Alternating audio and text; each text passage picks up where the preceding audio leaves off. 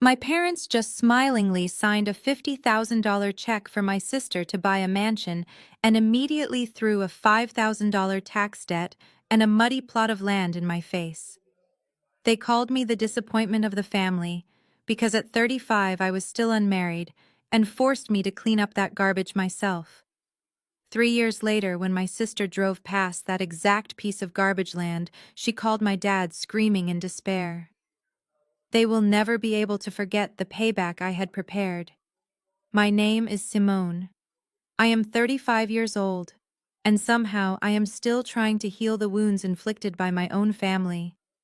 As an urban planner and commercial real estate developer, I moved out early to escape their toxicity, but occasionally kept in touch out of a slight sense of blood obligation. Before I continue this story, let me know where you are watching this video from in the comments below.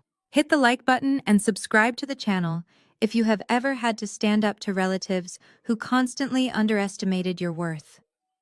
Growing up in a middle-class Black family in Atlanta meant you always had to maintain a perfect facade for the community and the church folks. My parents, Thomas and Denise, were masters at building that image. But behind the doors of our pristine red brick house, coldness and favoritism lived in every single corner. Last Thanksgiving, they invited me to the family dinner. The air in the dining room was filled with the smell of butter-roasted turkey and baked sweet potato pie, but I could feel the familiar suffocation the moment I stepped through the door. Sitting across from me was Brianna, my 32-year-old sister, who always played the role of the perfect golden child. Beside her was Spencer, her white husband, who worked as a financial broker with a constant condescending smirk on his face. They had just gotten married, and of course all the attention at the dinner table was entirely focused on this golden couple. The clinking of crystal glasses rang out sharply, cutting through the small talk. My dad, Thomas, cleared his throat and stood up with the demeanor of a successful man who loved handing out favors. He pulled a thick envelope from his vest pocket, smiled proudly, and pushed it across the table toward Brianna and Spencer. "Your mother and I are so proud of you two," he said in a booming voice. "Here is a $50,000 check from us to help you put a down payment on that house in the wealthy Buckhead neighborhood. Go build a home that matches the standard of this family." Brianna shrieked with joy, grabbing the check and hugging her husband tightly.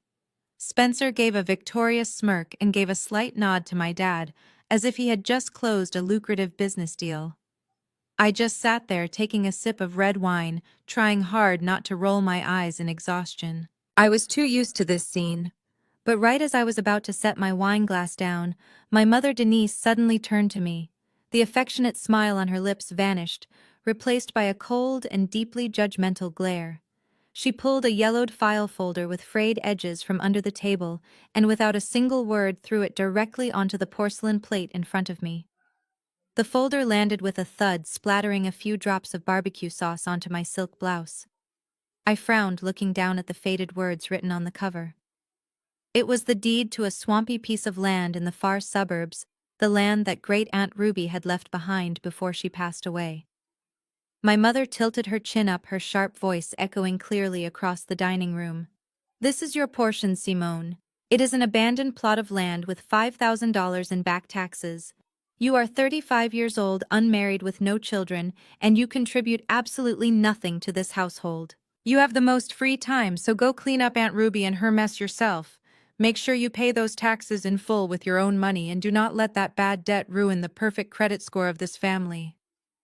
The entire dining room fell completely silent. Her words were no different than a burning slap across the face right in the middle of a holiday dinner. They had just given their youngest daughter $50,000 to buy a luxury mansion and immediately after tossed their oldest daughter a tax debt and a worthless pile of mud. Brianna covered her mouth with her napkin, giggling softly, while Spencer shook his head, feigning pity. He crossed his legs, leaned back in his chair, and used that deep voice reeking of cheap new money arrogance to speak up. "You know, Simone, if you are having trouble scraping together $5,000, I could introduce you to some unsecured loan funds at my firm. The interest rates are a little high, but at least you will not have to go begging anyone. Do not make your parents worry about your incompetence any longer." I stared intensely at the bright red tax notice clipped inside the folder. 20 years ago, I probably would have burst into tears, run up to my room, and locked myself in. 10 years ago, I probably would have slammed my hands on the table, stood up, and screamed in their faces about this sickening injustice. But the 35-year-old me, a black woman who had personally negotiated multi-million-dollar commercial contracts, simply analyzed the situation in absolute silence. This swampy piece of land was sitting directly on the planned expansion route of the new highway, which was internal zoning information I had just received last week. To me, it was not trash. It was an exposed gold mine that these arrogant, narrow-minded people sitting at this table would never have the vision to recognize. I slowly lifted my head without a single tear, without a single word of complaint. I looked straight into my mother's eyes and then shifted my gaze to the mocking smile of my brother-in-law. My hand gently stroked the old faded deed, and I just gave a slight smirk, a smile so cold and so calm that it made the air in the room suddenly drop heavy and still. 3 years is a long time for people who live on borrowed money, but it is barely enough time to build an empire from the dirt up. I did not spend those 3 years crying over a family that never wanted me. Instead, I traded my silk blouses for high-visibility vests and steel-toed boots. That swampy piece of land in the suburbs was a logistical nightmare on the surface. It was overgrown with weeds, flooded with runoff water, and burdened with that $5,000 tax lien. But underneath the mud, it was a gold mine just waiting for the right permits. As a commercial real estate developer, I knew exactly which doors to knock on at the Atlanta City Council. It took 14 months of relentless zoning board meetings, environmental impact studies, and soil testing to get the classification changed from agricultural waste to prime commercial real estate. I drained my entire savings account and worked 80-hour weeks often, sleeping on a small cot in my office. I secured a massive construction loan using my own flawless credit and the newly appraised value of the rezoned land. We cleared the mud, laid the concrete foundation, and began erecting the steel framework for a state-of-the-art commercial plaza and logistics hub. While I was standing in ankle-deep mud reviewing blueprints under the pouring rain, my sister Brianna was busy living her best life on the internet. Even though I never reached out to them, I could not escape the constant updates. Mutual friends and extended relatives made sure I saw every single post. My mother Denise publicly shared every milestone of her golden child. There was Brianna posing in front of her 5-bedroom mansion in Buckhead, looking like a magazine cover model. There she was leaning against a brand new leased Range Rover, complaining about the stress of decorating her massive living room. And there was Spencer popping champagne bottles on a rented yacht in Miami, acting like the Wolf of Wall Street. They looked like the perfect, wealthy couple, the absolute pride of the local church community. My parents paraded them around every Sunday, boasting about their rich white son-in-law and his brilliant financial mind. But working in commercial development, you learn how to read between the lines of flashy lifestyles.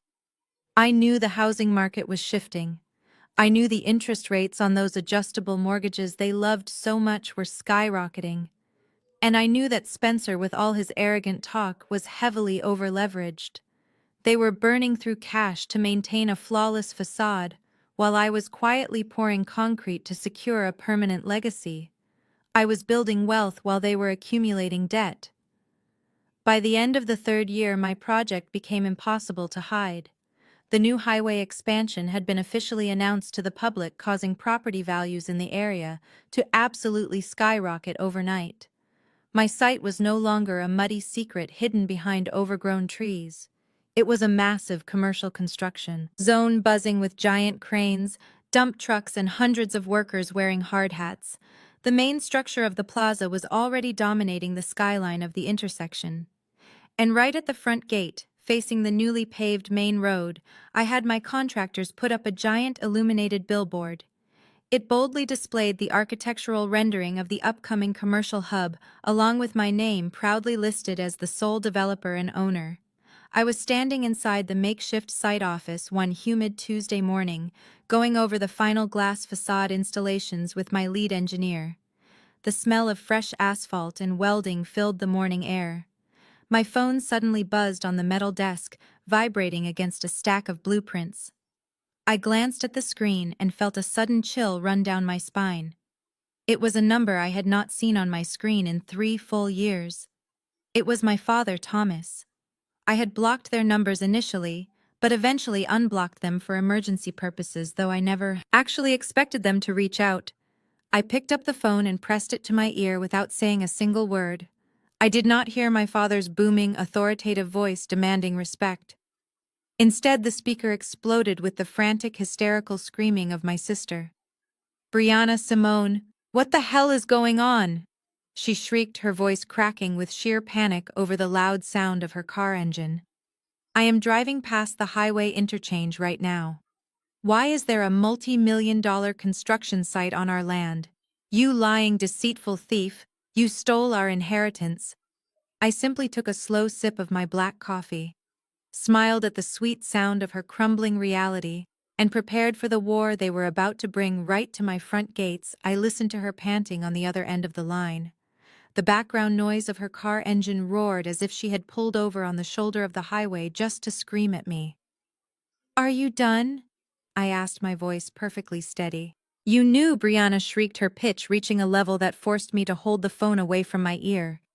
"You knew this land was valuable and you stole it from us. Spencer said that land was worthless. You manipulated Mom and Dad into signing away our fortune, you deceitful thief." I could hear a scuffle on the other end of the line. Then the heavy breathing of my father took over the microphone. Simone, Thomas barked. His voice carried the same arrogant authority he used when he handed Brianna that $50,000 check 3 years ago. But this time, there was a frantic edge to it, a desperate tremor that he simply could not hide. "I demand to know what is happening on that property right now. Brianna is telling me there are cranes and bulldozers. She says there is a giant billboard with your name on it claiming you are the owner." "Your eyesight is as good as ever, Dad," I replied calmly, taking another sip of my coffee. "It is a commercial plaza and logistics center. I am the sole developer and the sole owner, just like the paperwork you and Mom so eagerly signed stated." "You tricked us!" he roared. The sheer audacity of his words almost made me laugh out loud. "You deliberately withheld information from your own family. That land was part of your great-aunt Ruby's estate. It belongs to all of us. You will halt construction immediately until we can get this sorted out legally." "Halt a $30 million construction project because you suddenly realized you threw away a gold mine?" I asked, keeping my tone entirely conversational. "I think not. You listen to me, you ungrateful child," Thomas shouted, his voice echoing through the phone speaker. "Your sister is struggling right now. Spencer is facing a very rough quarter at the financial firm, and their mortgage is adjusting. We are a family, and we share our blessings. You will put Brianna's name on that deed by the end of the day, or I swear to God I will have Spencer unleash his corporate lawyers on you. We will sue you for fraud, and we will take everything you have built." I set my coffee cup down on the metal desk. The amusement faded from my eyes, replaced by the cold, hard focus that had gotten me to the top of the commercial real estate world. "Let me refresh your memory, Thomas," I said, dropping the title of Dad. 3 years ago, you sat at a Thanksgiving table and called me a failure. You handed your golden child $50,000 and handed me a $5,000 tax debt. You literally told me to clean up the garbage so it would not ruin your precious credit score. You signed a legally binding unconditional waiver of rights because you were terrified of owing the government a few pennies. He tried to interrupt, but I cut him off sharply. "Do not ever threaten me with Spencer's rented lawyers. If you want to take me to court, I will gladly show a judge the exact documents you signed. Now lose my number." I ended the call before he could utter another syllable. I did not just hang up, I went into my settings and blocked his number again. The silence in my makeshift office was deeply satisfying. But I knew my family. I knew their boundless greed and their obsession with maintaining their wealthy image. A simple phone call was never going to be the end of this. They had just tasted the possibility of millions, and they were desperate enough to do absolutely anything to get their hands on it. I walked out of the office and flagged down my head of site security, a broad-shouldered ex-military man named David. "David," I said, looking him in the eye, "I need you to double the security presence at the main gate immediately. We might have some uninvited guests trying to trespass on the site today." David nodded, tapping his radio. "Understood, boss. Nobody gets past the perimeter fence without an appointment." I turned back to look at the massive steel beams rising into the clear Atlanta sky. This was my empire. I had bled for it. I had starved for it. I had worked through the night analyzing soil samples and arguing with city planners while they were busy pretending to be rich on the internet. They were not going to take a single dime from me. Less than an hour later, my walkie-talkie crackled to life. Ms. Simone David's voice came through the static, sounding tense. "We have a situation at the front gate. A black Range Rover just tried to bypass the security checkpoint and almost ran over one of our traffic cones. The occupants are refusing to leave, and they are demanding to see you right now." I looked down the long dirt access road leading to the highway. There it was. Spencer's leased luxury SUV aggressively parked at an angle, completely blocking the entrance for the cement trucks. I could see the doors swinging open. My mother, my father, my sister, and her arrogant white husband stepped out into the blazing Georgia heat. They looked completely out of place standing in the mud, wearing their expensive designer clothes and leather shoes. They had come to claim what they foolishly believed was theirs. But they had absolutely no idea who they were dealing with anymore. I stood at the threshold of my site office watching them navigate the treacherous terrain of an active construction zone. Watching Brianna try to walk through thick, wet Georgia clay in a pair of red-bottom heels would have been hilarious if the situation was not so deeply pathetic. She stumbled, her ankles wobbling wildly, while Spencer gripped her arm, looking around the site with a mixture of sheer awe and absolute greed. My father marched ahead of them, his chest puffed out, attempting to project the same intimidating presence he used at Sunday church service. My mother trailed behind, clutching her designer handbag like a shield, her face already twisted into a mask of wounded motherhood. I did not walk out to meet them halfway. I simply crossed my arms over my high-visibility vest and waited for them to come to me. The noise of the site was deafening. A massive cement mixer was pouring foundation for the east wing of the plaza, while steelworkers shouted orders over the roar of diesel engines. It was the sound of progress, the sound of wealth being built from the ground up, and my family was completely out of their element. David, my head of security, stepped up beside me, his hand resting casually on his radio. He glared at the approaching group. "Do you want me to turn them around right now, boss?" he asked, his voice low and professional. "Not yet, David," I replied, keeping my eyes locked on my father's red face. "Let them speak. I want to hear exactly what kind of delusion they have cooked up on the drive over here." When they finally reached the metal steps of my office, Brianna was the first to explode. Her perfectly styled hair was blowing wildly in the wind, and her shoes were completely ruined by the mud. She pointed a manicured finger directly at my face. "You are a monster, Simone," she screamed, her voice shrill and grating. "You knew about this. You knew this land was worth millions. And you sat there at Thanksgiving and acted like a victim. You stole from your own family." I looked at her ruined shoes and gave a slow, deliberate smile. "I did not steal anything, Brianna.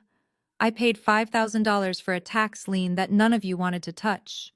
You were too busy celebrating your $50,000 handout to care about a piece of swamp." My father stepped forward physically, pushing Brianna aside to take control of the conversation. His face was a mask of furious, righteous indignation. "You listen to me right now," he boomed, pointing his finger at me, just like he used to do when I was a terrified teenager. "You manipulated us. You used your insider knowledge as an urban planner to trick your mother and me into signing away our rights to this property. That is fraud, Simone. It is illegal, and it is a sin against your own blood." I let out a harsh laugh, shaking my head at the sheer audacity of his words. "A sin against my blood."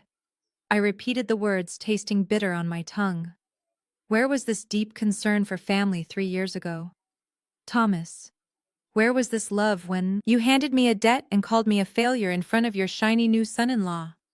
You signed a legally binding waiver of liability because you were terrified the city would garnish your wages for Aunt Ruby's unpaid taxes.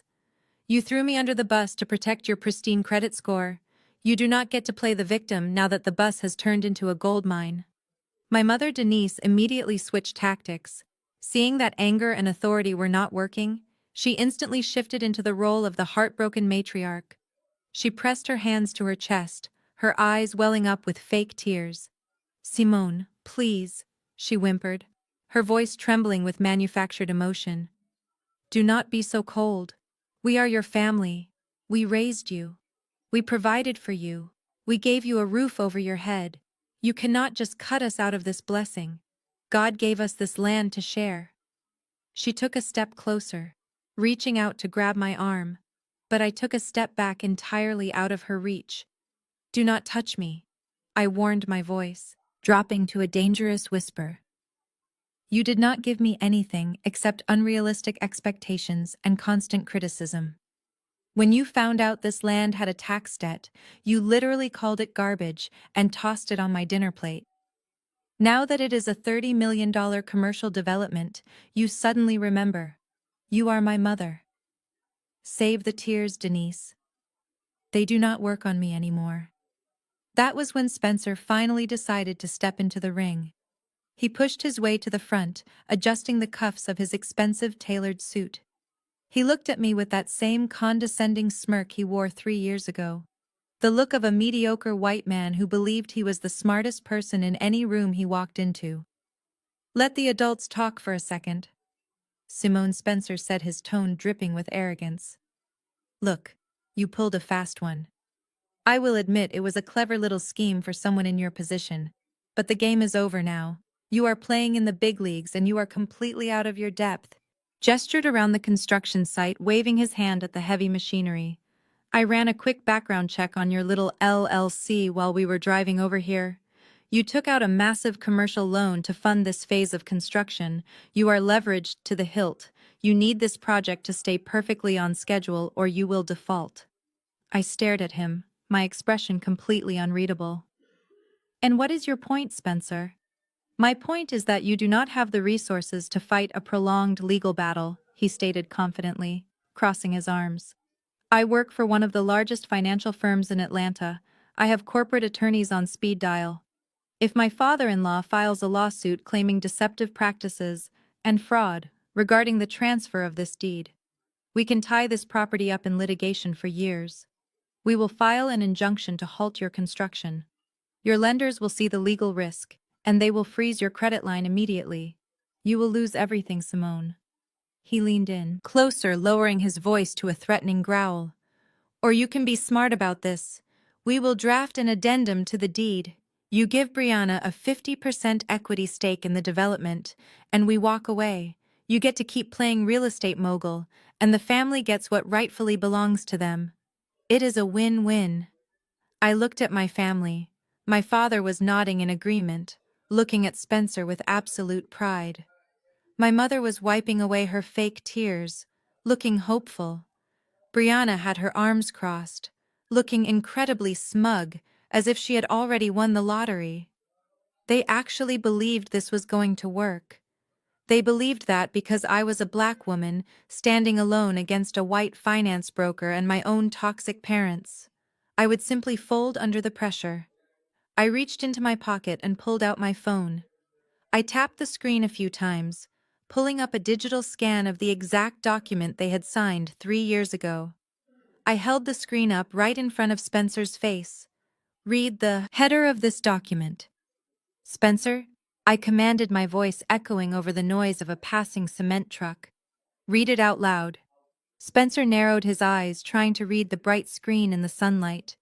"Unconditional waiver of liability and transfer of deed," he muttered, his smirk faltering slightly. "Now read section 4. I pushed the phone closer to him.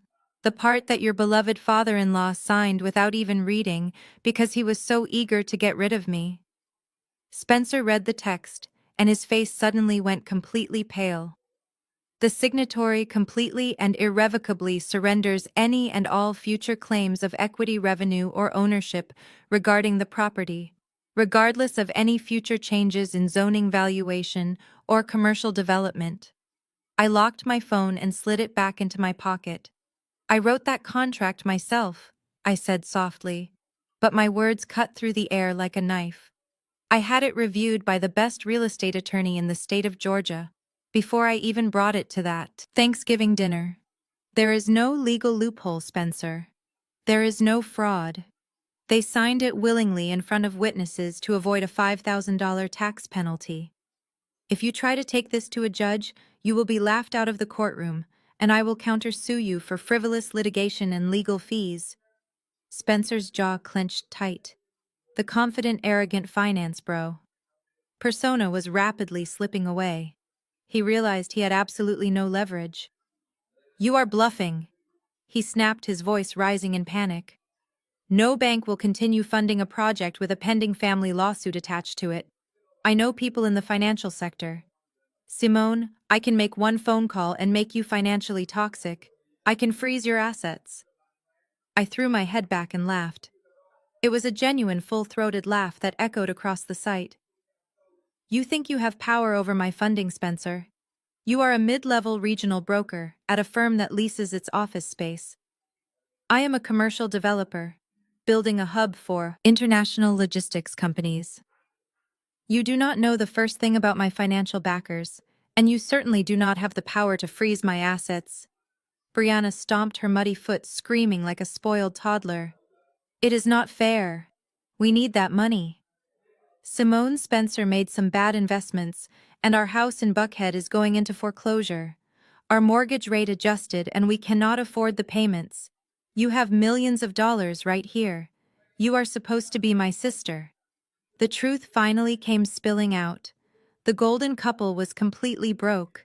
The $50,000 handout had vanished, and their luxury lifestyle was entirely built on a mountain of credit card debt and adjustable-rate mortgages. They were drowning, and they had come here looking for a life raft that they could steal from me. I looked at Brianna with absolute disgust.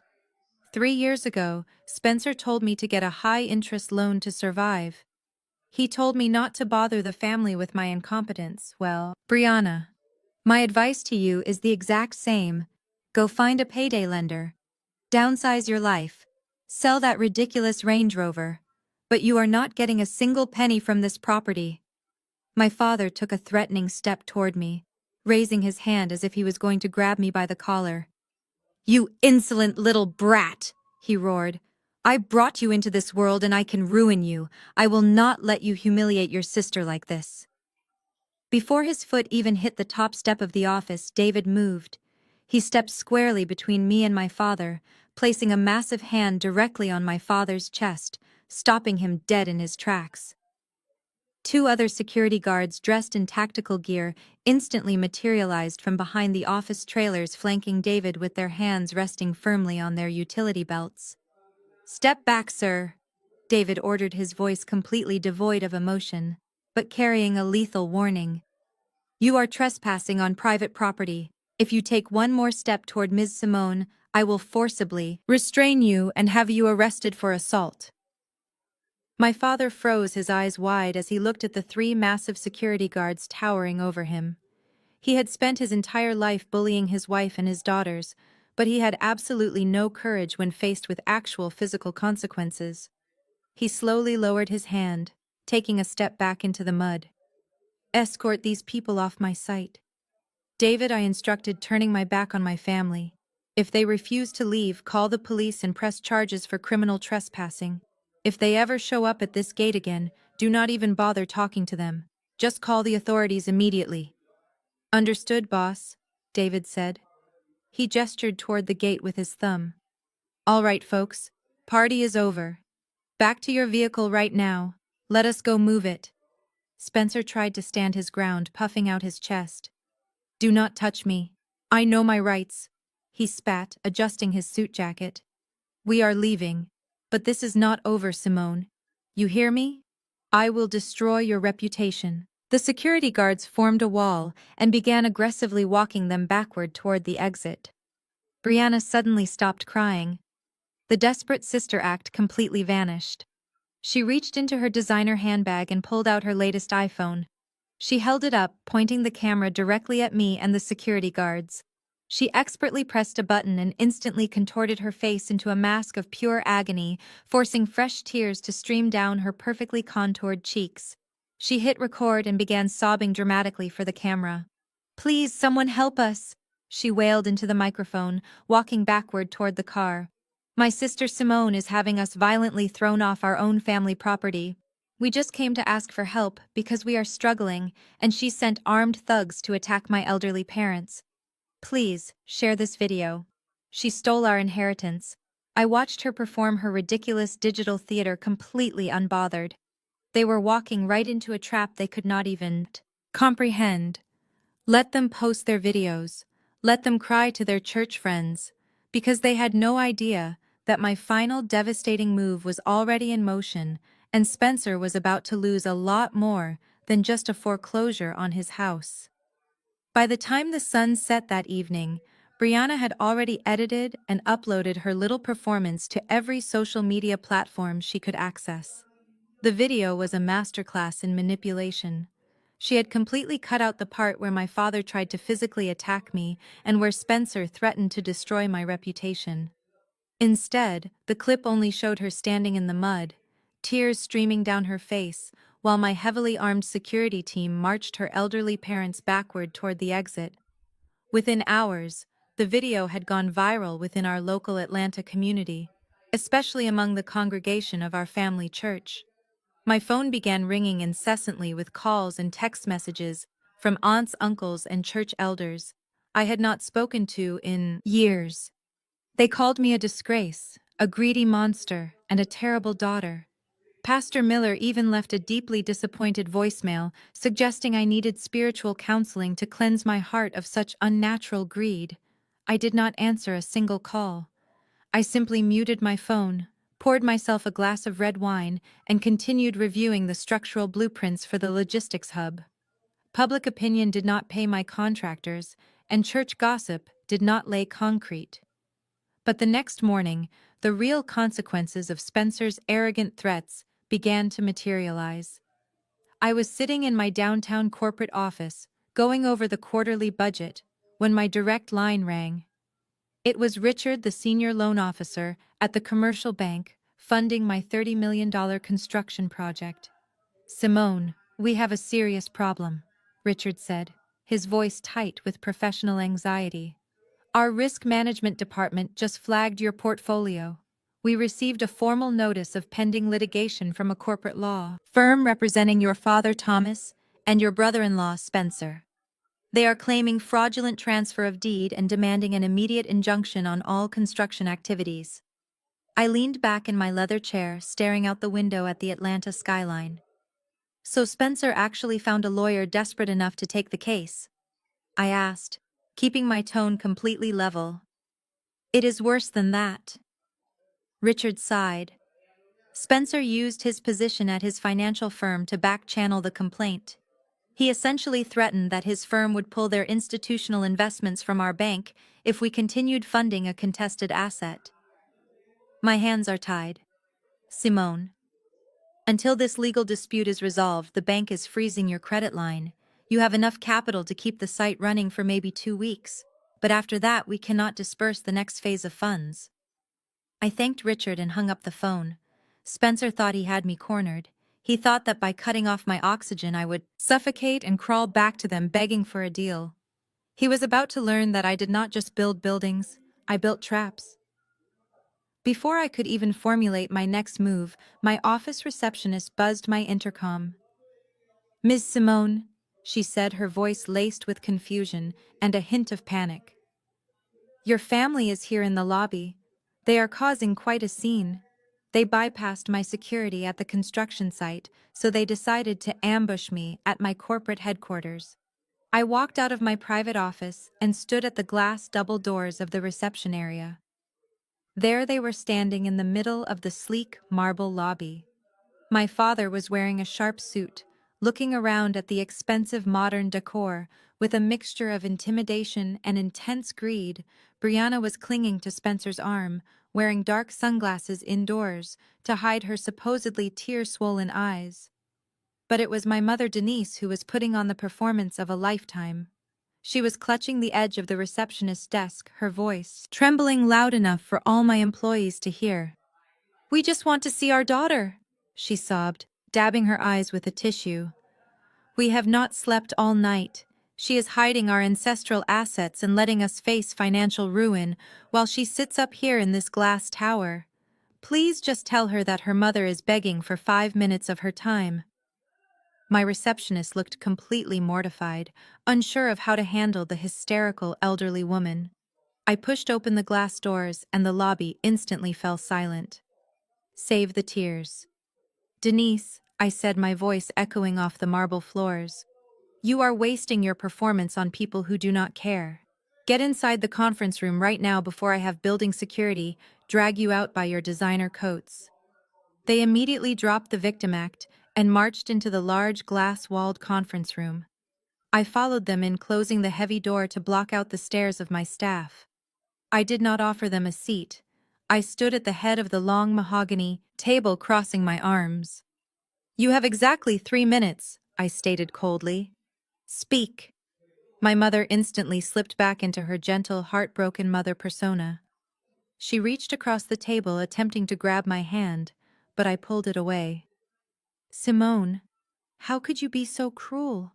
she whispered, her voice dripping with fake sorrow. "You hid the true value of that land from us. That property belonged to Aunt Ruby. It is family legacy. You knew your sister was struggling to make ends meet, and you selfishly kept millions of dollars a secret. We raised you to share your blessings, not to hoard them like a villain." I stared at her, feeling absolutely nothing but a cold, hollow disgust. "3 years ago, you called that family legacy a pile of garbage," I reminded her. "You threw it at me like a dog bone because you did not want to pay the taxes. Do not stand in my office and lecture me about cruelty when you literally handed me a debt and laughed." My father slammed his hand down on the mahogany table. "Enough of the past," he barked, trying to regain control of the room. "We are here to talk about the present. Spencer's lawyers have already contacted your bank. We know your funds are frozen, you cannot pay your contractors, and your entire project is going to collapse by the end of the month." Brianna stepped forward, pulling off her sunglasses to reveal eyes that were completely dry. "It does not have to be this way, Simone," she said, using a condescending tone that made my blood boil.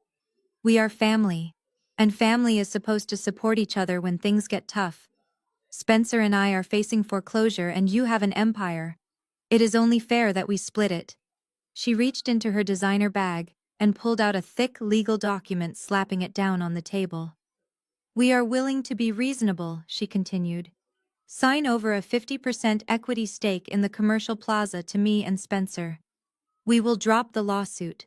We will call the bank and unfreeze your funds. We will even release a public statement to the church saying it was all a big misunderstanding, so your reputation is restored." I looked down at the contract. It was the most shameless, arrogant demand I had ever seen in my entire life. They had thrown me out like trash, and now they wanted half of the kingdom. I built from the dirt.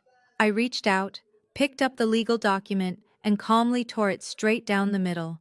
I let the two halves flutter to the floor. "Absolutely not," I said, staring dead into Brianna's eyes. "You are not getting 50%. You are not getting 5%. You are not getting a single dime from my sweat and blood. Go ahead and lose your house, Brianna. Go ahead and declare bankruptcy. I will gladly send you a cardboard box to sleep in." Spencer's face turned a deep shade of crimson. The polite professional mask completely vanished. He stepped up to the table, towering over the torn pieces of paper. He reached up and slowly adjusted his silk tie, a predatory glint in his pale blue eyes. "You think you are so smart, Simone," he said, his voice dropping to a menacing whisper. "You think tearing up a piece of paper makes you powerful.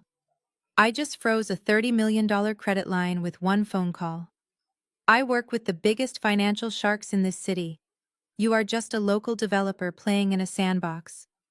If you do not sign over half of that equity by tomorrow morning, I am going to make sure your project is permanently shut down.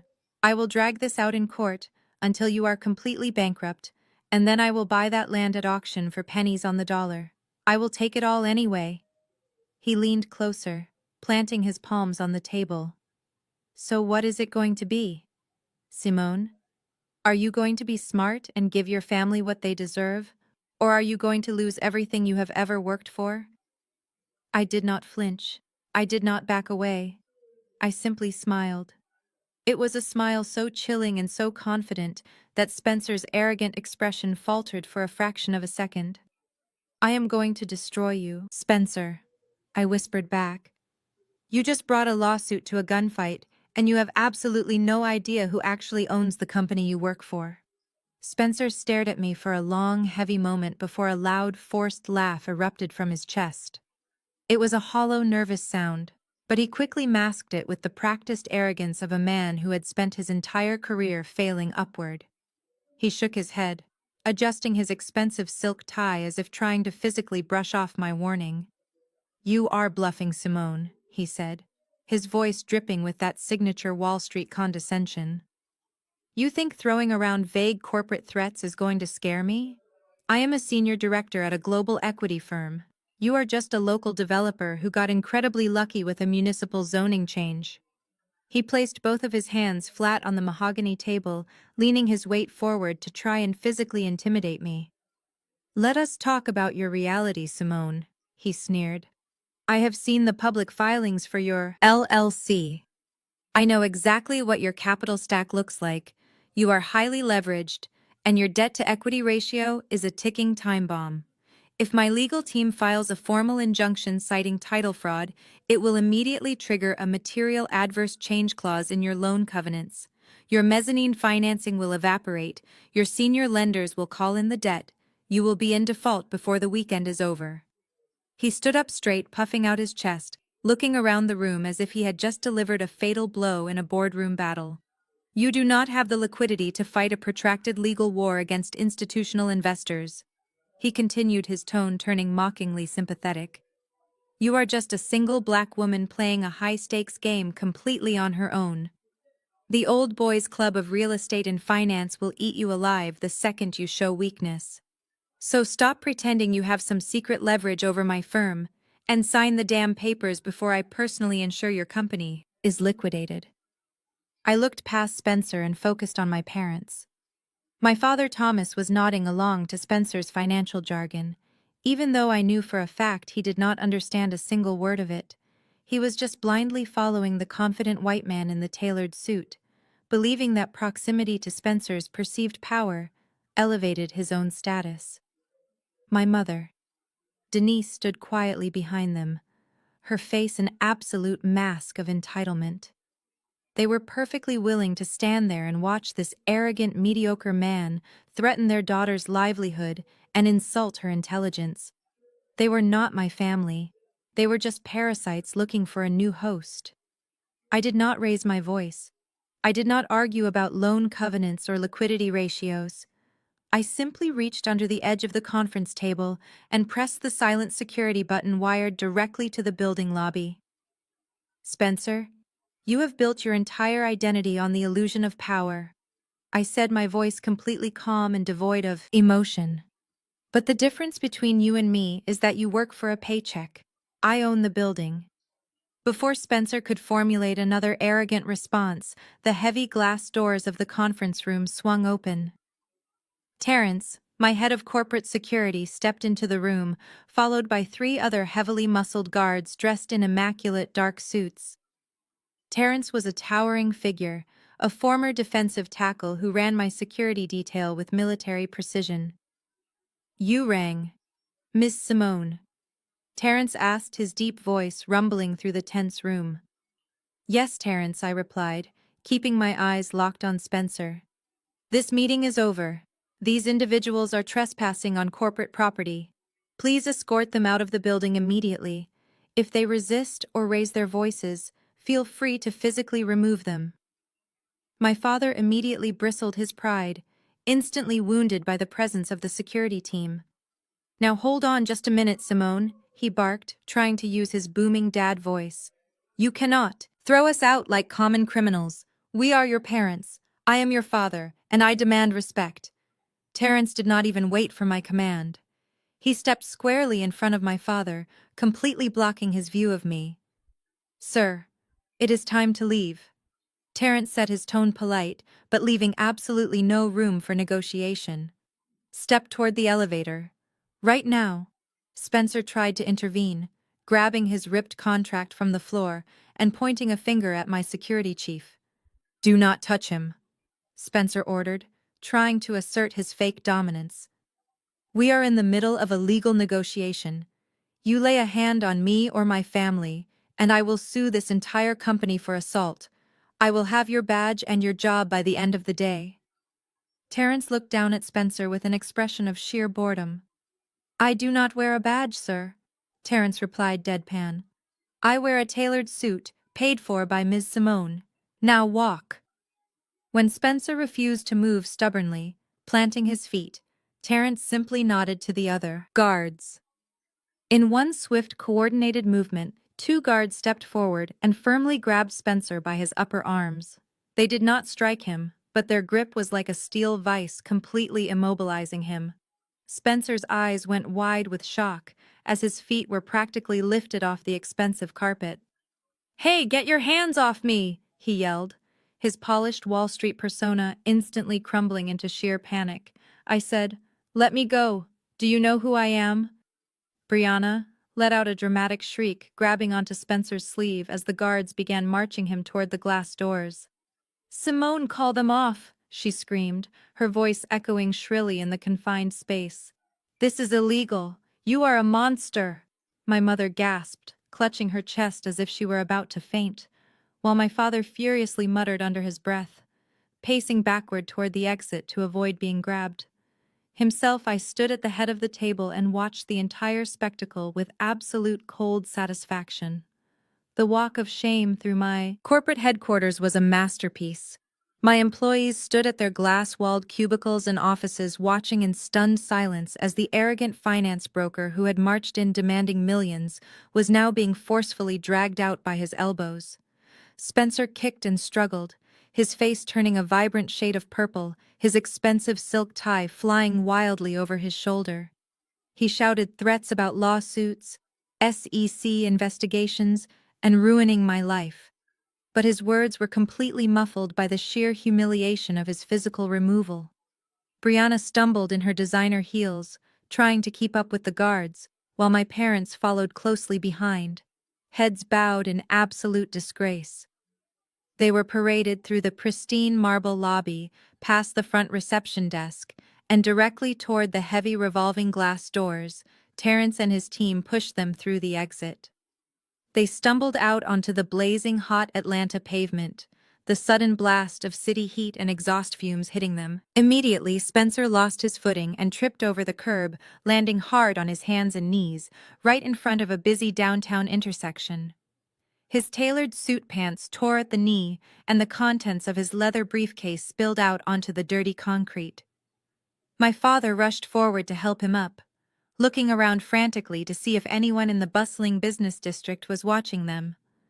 They had come to my ivory tower expecting to conquer me, and instead they had been literally tossed into the gutter. I stood behind the tinted glass of the lobby window, entirely out of their sight, watching their pathetic scramble. Spencer was red-faced and hyperventilating furiously, brushing the city grime off his ruined suit while screaming curses at the glass doors. But Brianna was not helping her husband. She was not checking on our elderly parents. Instead, she reached into her luxury handbag with trembling fingers and pulled out her smartphone. She quickly checked her reflection in. The dark screen messed up her hair just enough to look appropriately distressed and pinched the bridge of her nose to force fresh tears into her eyes. I watched as she extended her arm, framing the towering corporate skyscraper and her ruined husband in the background. She hit a button on the screen, and I knew exactly what she was doing. She was going live. She was taking her pathetic digital war to the next level, broadcasting her fake victimhood directly from the downtown pavement. She opened her mouth and began sobbing into the camera, playing the role of the innocent sister, assaulted by corporate thugs. Let her cry, I thought to myself, turning away from the window and walking back toward the elevators. Let her paint me as the villain to all her followers, because when the actual truth dropped, it was going to hit them harder than the concrete they were standing on. By the time I woke up the next morning, Brianna had managed to turn her pavement tantrum into a full-blown digital crusade. The video she recorded outside my corporate headquarters spread through our Atlanta circles like wildfire. She had added a tragic instrumental track in the background and placed bold text across the screen, calling me a corporate monster. She spun a fabricated tale about how I had maliciously tricked our elderly parents into signing away their ancestral land. She looked directly into the camera with those fake tears and claimed that she simply went to my office to ask for a small loan to save her house from foreclosure, and in response, I hired armed thugs to physically assault her and our parents. My mother Denise wasted no time capitalizing on this performance. She took to Facebook and wrote a massive essay about the agonizing pain of raising a child with a heart of stone. She quoted Bible verses about greed and betrayal, painting herself as a heartbroken martyr who had sacrificed her entire life only to be stabbed in the back by her own flesh and blood. My father, Thomas, played his part perfectly as well, sharing the post and adding comments about how he had failed as the protector of the family legacy, and how the devil had corrupted my soul with the love of money. They were conducting a masterclass in gaslighting on a public stage, and the audience ate up every single word. The backlash from our local community was swift and ruthless. These were the same church elders, family friends and neighbors who had watched me grow up. They were the people who knew exactly how hard I worked to build my career, while Brianna was handed everything on a silver platter. But in our affluent Black community, appearances were absolutely everything. Because Brianna and Spencer presented the image of a wealthy, perfect Christian couple sitting in the front pew. Every Sunday, they were instantly believed. I became the ultimate villain overnight. My phone was flooded with hostile text messages and voicemails from aunts, uncles, and cousins, demanding I repent and give my sister her rightful share of the inheritance. They called me a wicked daughter, an ungrateful wretch, and a disgrace to the family name. When I stopped by my usual bakery near the church neighborhood to grab a morning pastry, the owner who had known me for 20 years refused to make eye contact. She slid my coffee across the counter with a look of absolute disgust and muttered that I should be ashamed of myself for putting my parents out on the street. It was a profound and isolating betrayal. But I did not break. I did not post a tearful rebuttal video online. I did not write a long emotional status update to defend my character or explain the truth. When you are a Black woman navigating the cutthroat male-dominated world of commercial real estate, you learn very early on that society will not give you the benefit of the doubt. You do not get the luxury of falling apart in public or screaming about how unfair the world is. If I showed anger, they would label me as the bitter, aggressive Black woman. If I showed sadness, they would twist it into a confession of guilt. So I chose absolute stony silence. I let them scream into the digital void and gather their fake sympathy while I focused entirely on the tangible reality of my empire. Public opinion does not pour concrete, and Facebook likes do not pay off commercial loans. I locked myself inside my office and surrounded myself with hard, irrefutable evidence. I reviewed every single clause in the unconditional waiver of liability my parents had signed 3 years ago. I double-checked the environmental surveys, the municipal zoning permits, and the tax records I had paid off. Everything was completely ironclad and legally bulletproof. But more importantly, I spent hours reviewing the corporate hierarchy of the institutional investment firm where Spencer worked. I mapped out the exact chain of command, tracing his position as a mid-level regional broker, all the way up to the executive board of his parent company. I read commercial lease agreements of their downtown Atlanta office space and reviewed their corporate code of conduct. I was quietly organizing my ammunition, making sure that when I finally fired back, there would be absolutely zero collateral damage on my end, and maximum devastation on theirs.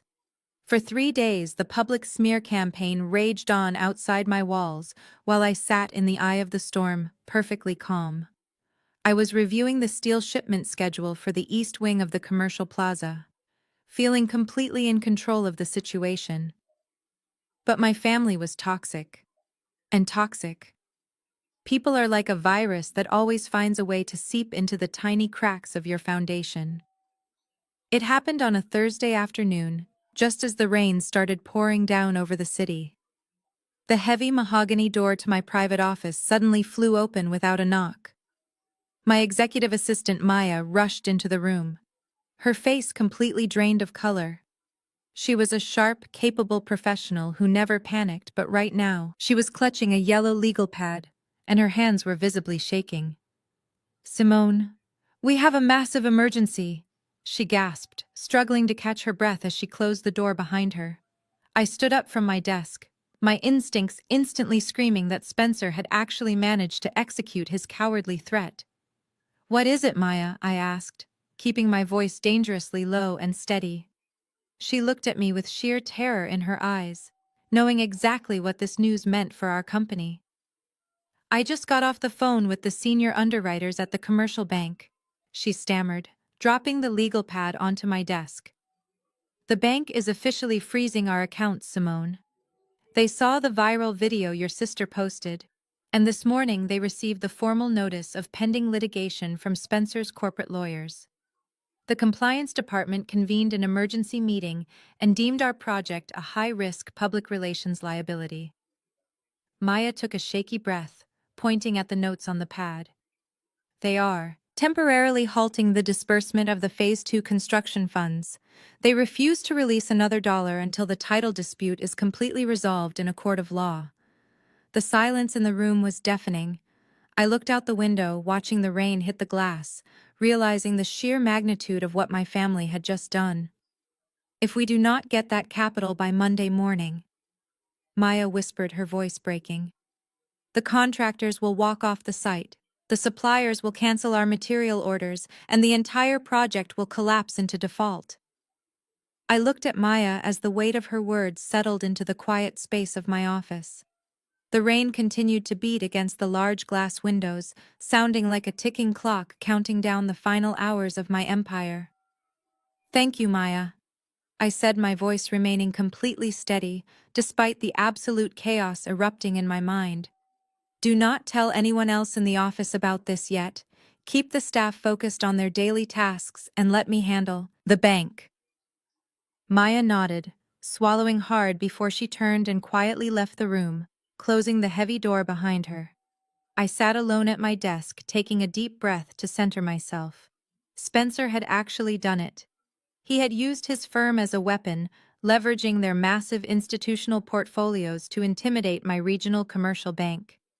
The bank officers were cowards who cared more about keeping a Wall Street investment firm happy than honoring a legally binding construction loan with a local developer. They were terrified of the negative public relations from Brianna's viral video, and the frivolous lawsuit was the perfect excuse for them to freeze my accounts and protect their own interests. By Friday morning, the reality of the frozen funds hit the construction site with devastating force. My phone began ringing off the hook with calls from panicked project managers and angry vendors. "Greg," my lead site foreman, called me from the muddy plaza grounds, his voice tight with frustration over the loud sounds of heavy machinery. "Simone, the wire transfer for the structural steel delivery just bounced," Greg reported. "The supplier is refusing to unload the trucks until they see the cash clear their accounts. And that is not even the worst part. The union representatives for the electrical and plumbing crews just walked into my trailer. They heard rumors that the project funding was frozen, and they are threatening to pull all their men off the site by Monday morning if payroll is not fully guaranteed. If the workers walked off the job, the entire timeline would be destroyed. A strike would trigger penalty clauses in my contracts with future retail tenants, and the city would revoke my temporary zoning permits due to project abandonment." Spencer knew exactly what he was doing. He was systematically choking the life out of my business, knowing that time was the one thing I could not afford to lose. As I was staring at the spreadsheet of unpaid invoices trying to calculate how many days I could keep the site running on my personal savings, my private cell phone lit up. The caller ID flashed with my mother. Denise's name. I knew exactly why she was calling. I swiped the screen and brought the phone to my ear without saying a word. "Simone, honey, is that you?" My mother asked, her voice dripping with a sickeningly sweet fake sympathy. I did not answer, waiting for her to drop the act. "Spencer just told us the terrible news about your little project," Denise continued, letting out a dramatic theatrical sigh. "He said your bank cut you off and your construction site is about to be completely shut down. We are all just so worried about you." The sheer audacity of her call was almost breathtaking.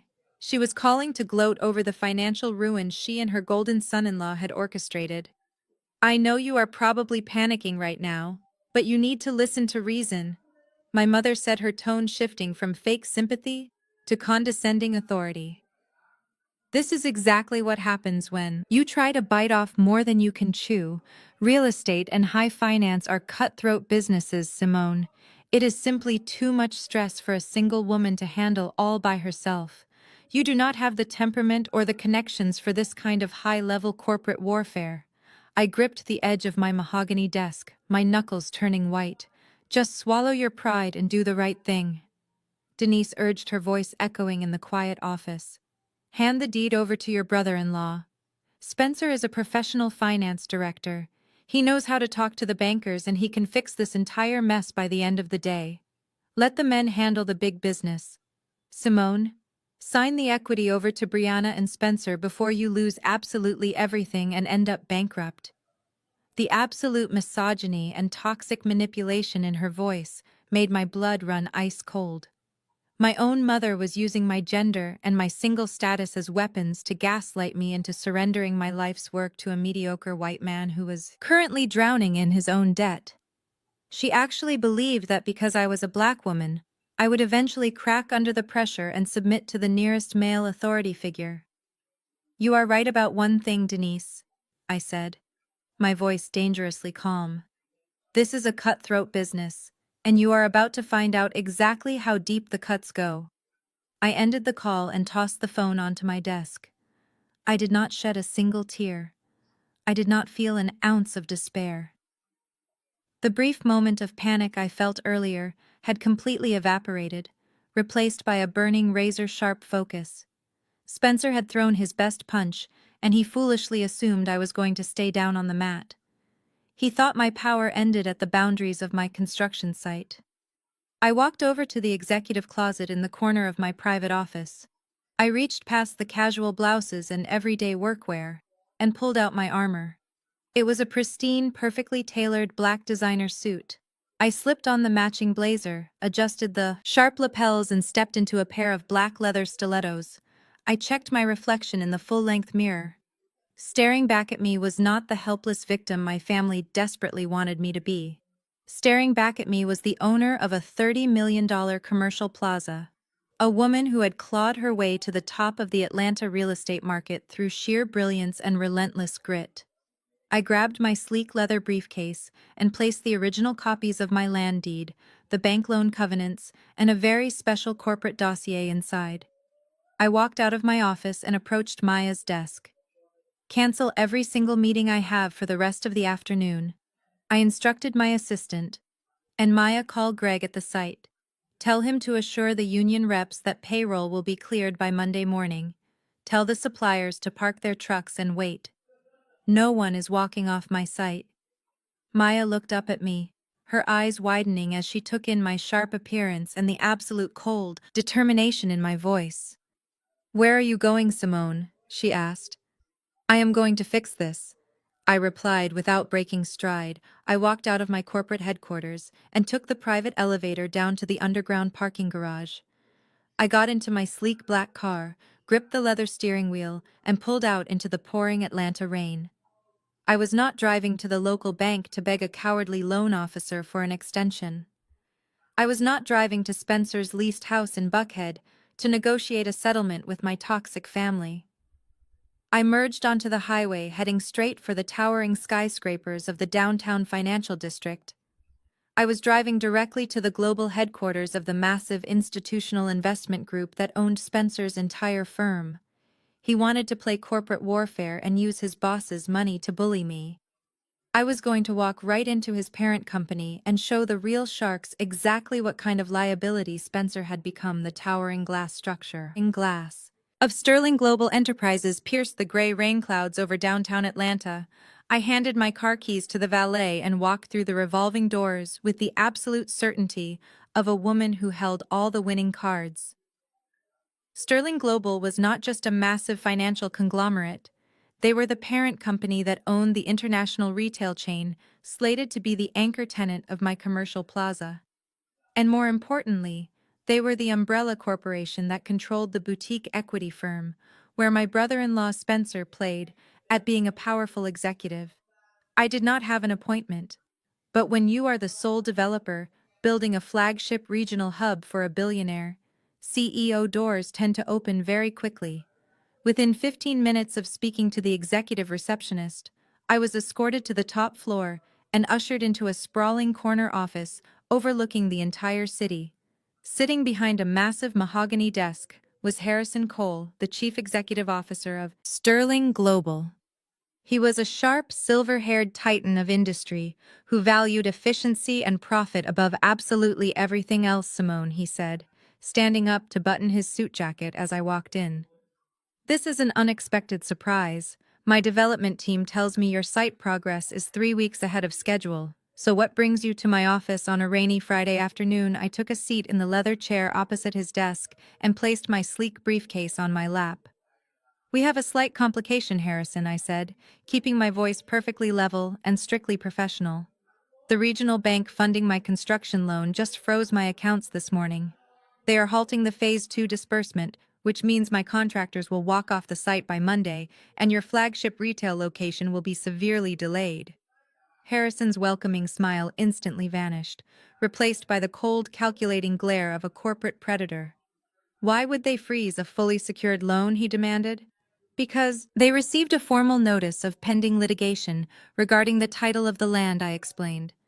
It is a completely frivolous lawsuit filed by my estranged family, but the bank is acting cowardly. They are terrified of the legal exposure because the person who filed the complaint used his position at a major financial firm to threaten them. He told the bank that his firm would pull all their institutional investments if they continued funding my project. Harrison leaned forward, resting his elbows on his desk. That is financial blackmail, Simone. Who exactly is threatening your bank and jeopardizing my retail hub? I opened my briefcase and pulled out the corporate dossier I had compiled. I slid it across the smooth surface of the desk, right into his hands. The man organizing this sabotage is a mid-level regional broker named Spencer, I stated calmly. He is my brother-in-law, and he is currently drowning in personal debt.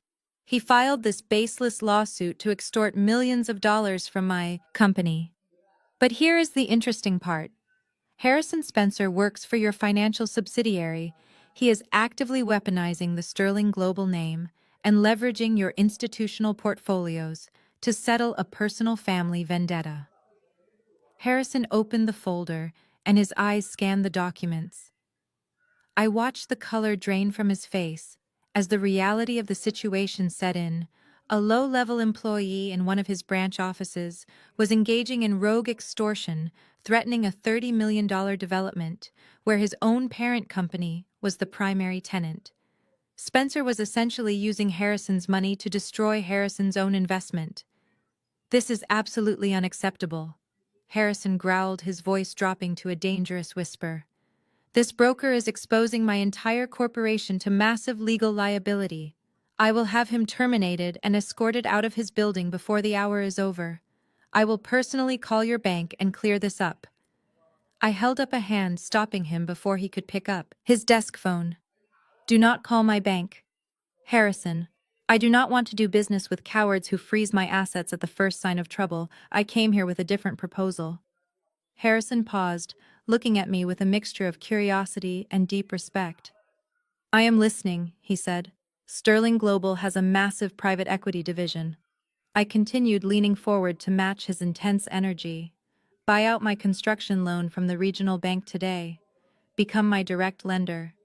You already have a vested interest in this plaza, succeeding because your retail stores need this location to dominate the regional market. By funding me directly, you cut out the cowardly middlemen. I will give Sterling Global a slightly higher interest return on the debt, and I will grant you exclusive naming rights to the main pavilion. It is a guaranteed return on your investment, and it keeps the entire project completely in-house. Harrison stared at me for a long, silent moment. He was running the numbers in his head, calculating the risk, the timeline, and the massive financial upside. Then a slow, genuine smile spread across his face. He closed the dossier and tossed it onto his desk. "You are a shark, Simone," he said, shaking his head in sheer admiration. "You walk in here, tell me my own employee is sabotaging my project, and then use that exact leverage to secure direct institutional financing." He pressed the intercom button on his desk. "Get the chief financial officer and our lead legal counsel in here immediately," Harrison ordered his assistant. "Tell them we are drafting a loan buyout agreement for the Plaza project, and we are wiring funds by the end of the day." I stood up and extended my hand across the desk. Harrison stood and shook it firmly, sealing the deal that just saved my entire empire. "And about your rogue employee?"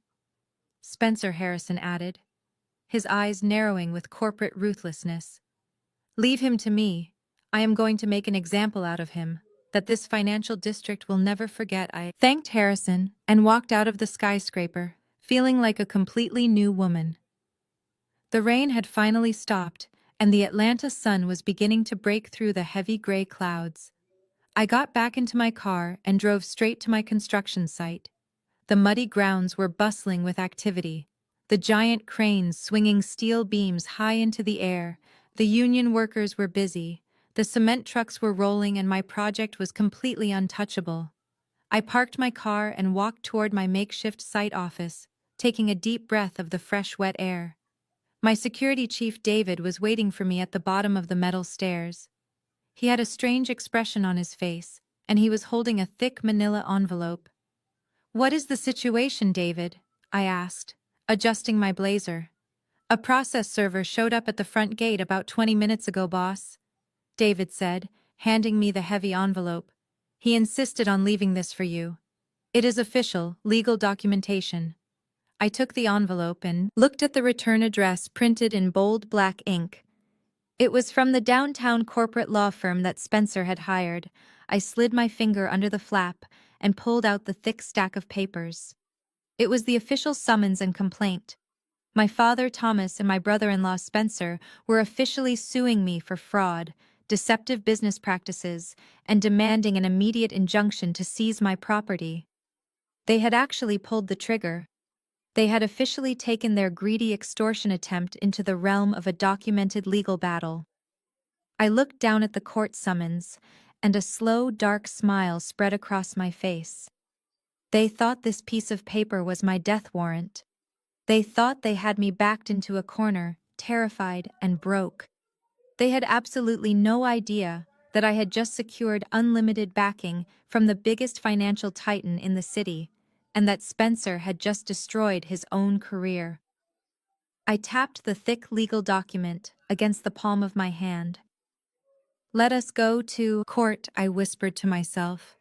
The trap was fully set, and it was time to let them walk right into their own destruction.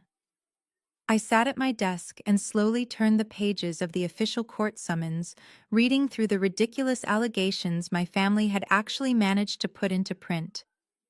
The legal jargon was thick and intentionally convoluted, but the core premise of their lawsuit was hilariously thin and entirely built on absolute lies.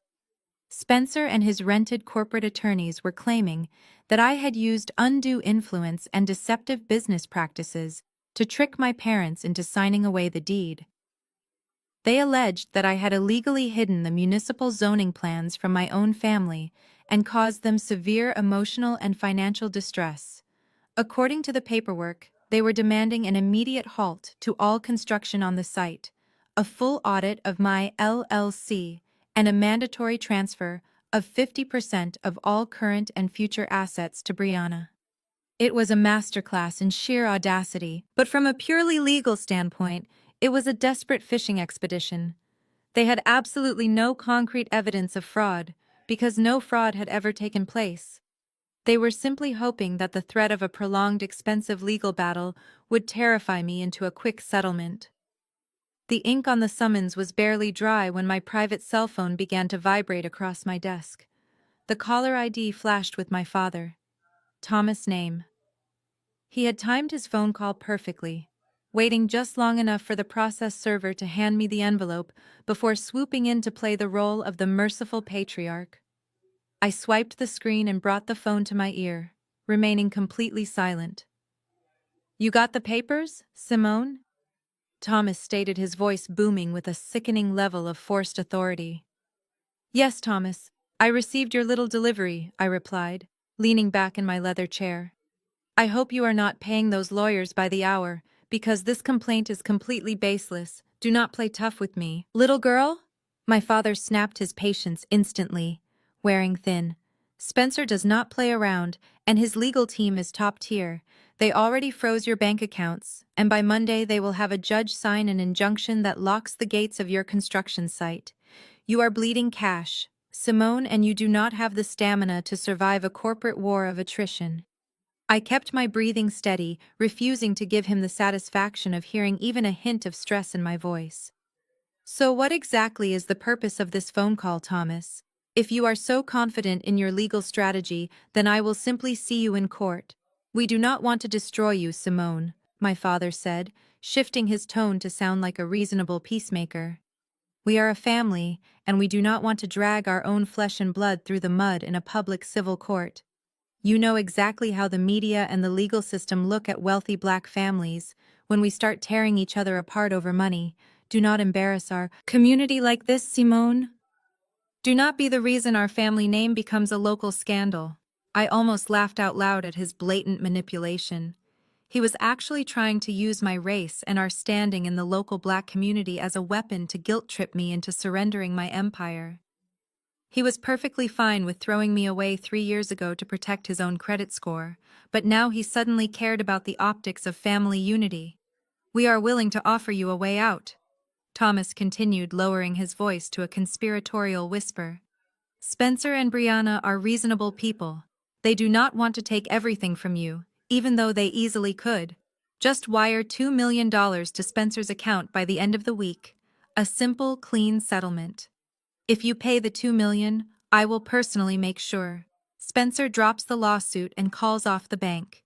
You can keep playing real estate developer, and we can all move on with our lives." There it was, the grand extortion plot fully revealed in all its pathetic glory. Spencer knew his lawsuit was garbage, and he knew he could never actually win a trial based on the ironclad waiver they had signed. He was just using his institutional leverage to hold my project hostage, hoping I would panic and hand over $2 million to save a $30 million investment.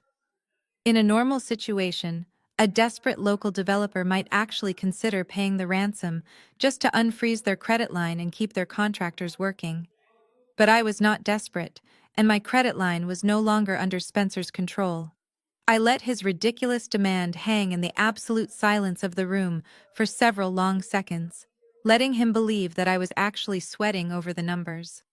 $2 million is a lot of money to transfer over a phone call.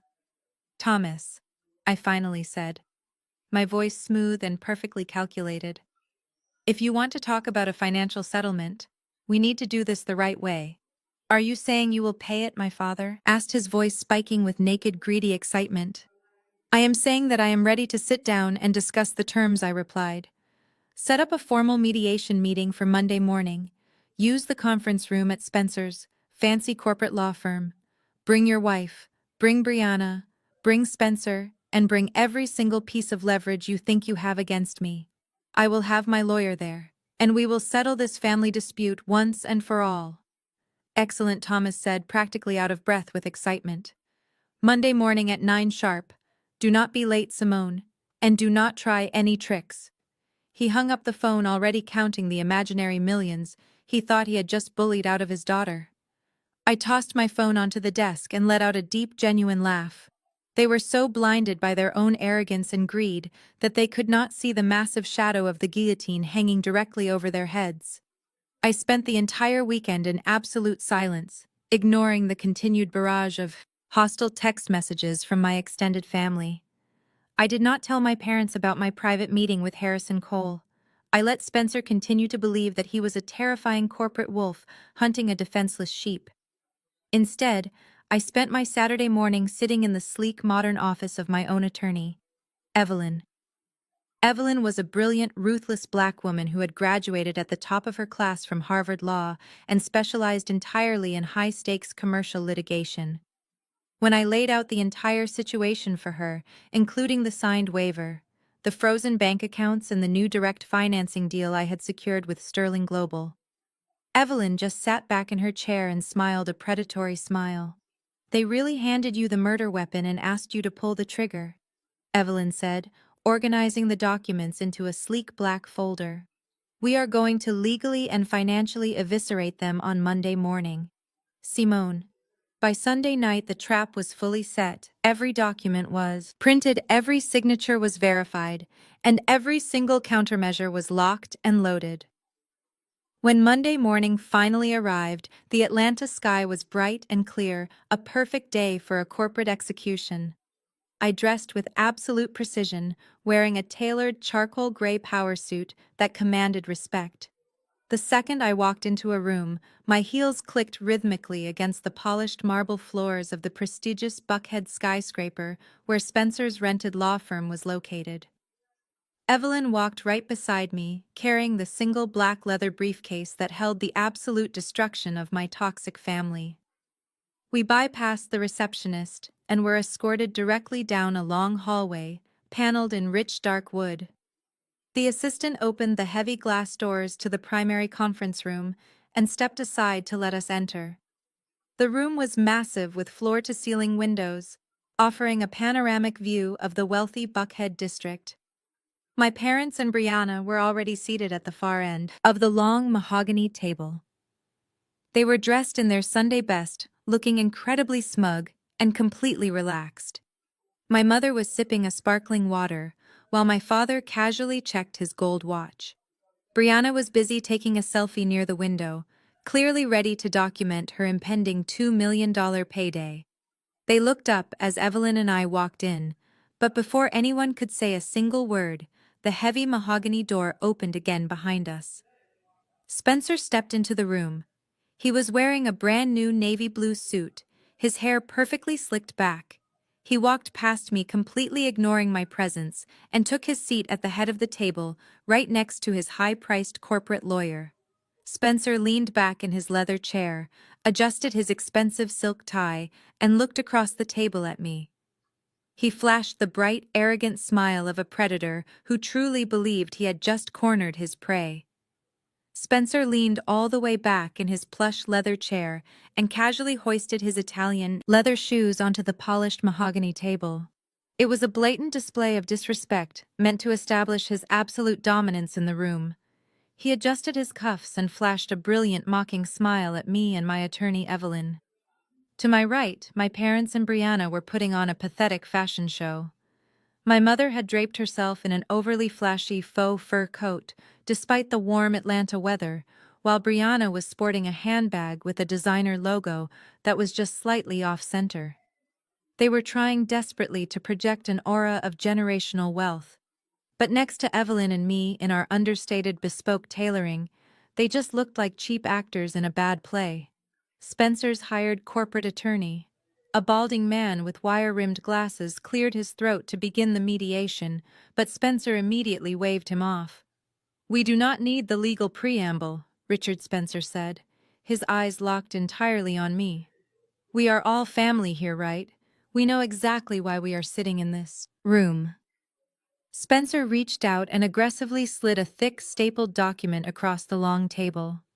It stopped right in front of my coffee cup. "That is the equity transfer agreement," he stated, tapping his watch impatiently. It grants Brianna and me a 50% ownership stake in the commercial plaza and gives me executive voting rights on all future construction decisions. I need you to sign on the dotted line, Simone. And I need you to do it quickly because I have a very important briefing with my CEO at Sterling Global in exactly 1 hour. And I do not want to be late. My father Thomas leaned forward, resting his elbows on the table and pointing a stern finger at me. Listen to the man. Simone. Thomas ordered, his voice echoing in the large glass room. He has you completely boxed in. Your bank accounts are frozen, and your construction site is bleeding money by the second. Stop acting like a stubborn child, and take the deal. We are actually doing you a favor by letting you keep half of the project, my mother. Denise nodded enthusiastically, adjusting her fake diamond necklace. Your father is absolutely right, honey, she chimed in, using that sickeningly sweet tone she always weaponized against me. You gave it a good try, but high-level real estate development is just too stressful for a single woman. You should be thanking Spencer for stepping in to save you from complete bankruptcy. Let the men handle the heavy lifting. Now be a good girl and sign the paper so we can all go grab a celebratory brunch. Brianna let out a loud, obnoxious laugh and leaned back in her chair, crossing her arms. Yeah, hurry up, Simone, she snapped, rolling her eyes. Some of us actually have lives. I have a deep tissue massage booked for 11:30, and I am not missing it just because you want to throw a pity party over losing your little construction project. You played a dirty trick on Mom and Dad and you got caught. Just take your punishment and sign. Spencer took his feet off the table and leaned in, closed, his predatory smile widening. You have absolutely zero leverage, Simone, he whispered, his voice dripping with venom. My firm controls your bank. If I do not make a phone call by noon to lift the freeze, your contractors are going to walk off the job and your loan will go into default. You will lose the land, you will lose the plaza, and you will be buried in so much debt you will never work in this city again. Pick up the pen and sign. The room fell completely silent. My family stared at me, waiting for the inevitable moment where the strong, independent black woman finally broke under their collective pressure. They expected tears. They expected begging. They expected me to grab the pen with shaking hands and surrender my entire life to them. Evelyn, my attorney, did not say a single word. She simply sat beside me, her hands folded neatly on the table, her face an unreadable mask of absolute professional calm. I looked down at the equity transfer agreement sitting in front of me. I looked at the cheap plastic pens Spencer had tossed on top of it. Then I reached out and picked up my porcelain coffee cup. I took a slow, deliberate sip of the dark roast coffee, savoring the rich, bitter taste while maintaining unbroken eye contact with Spencer.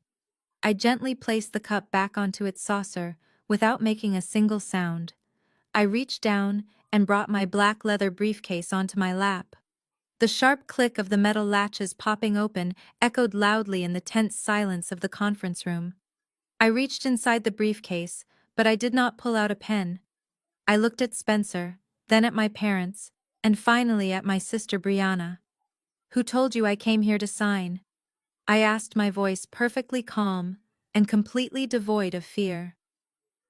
The silence that followed my question was incredibly thick and heavy. Spencer stopped smiling.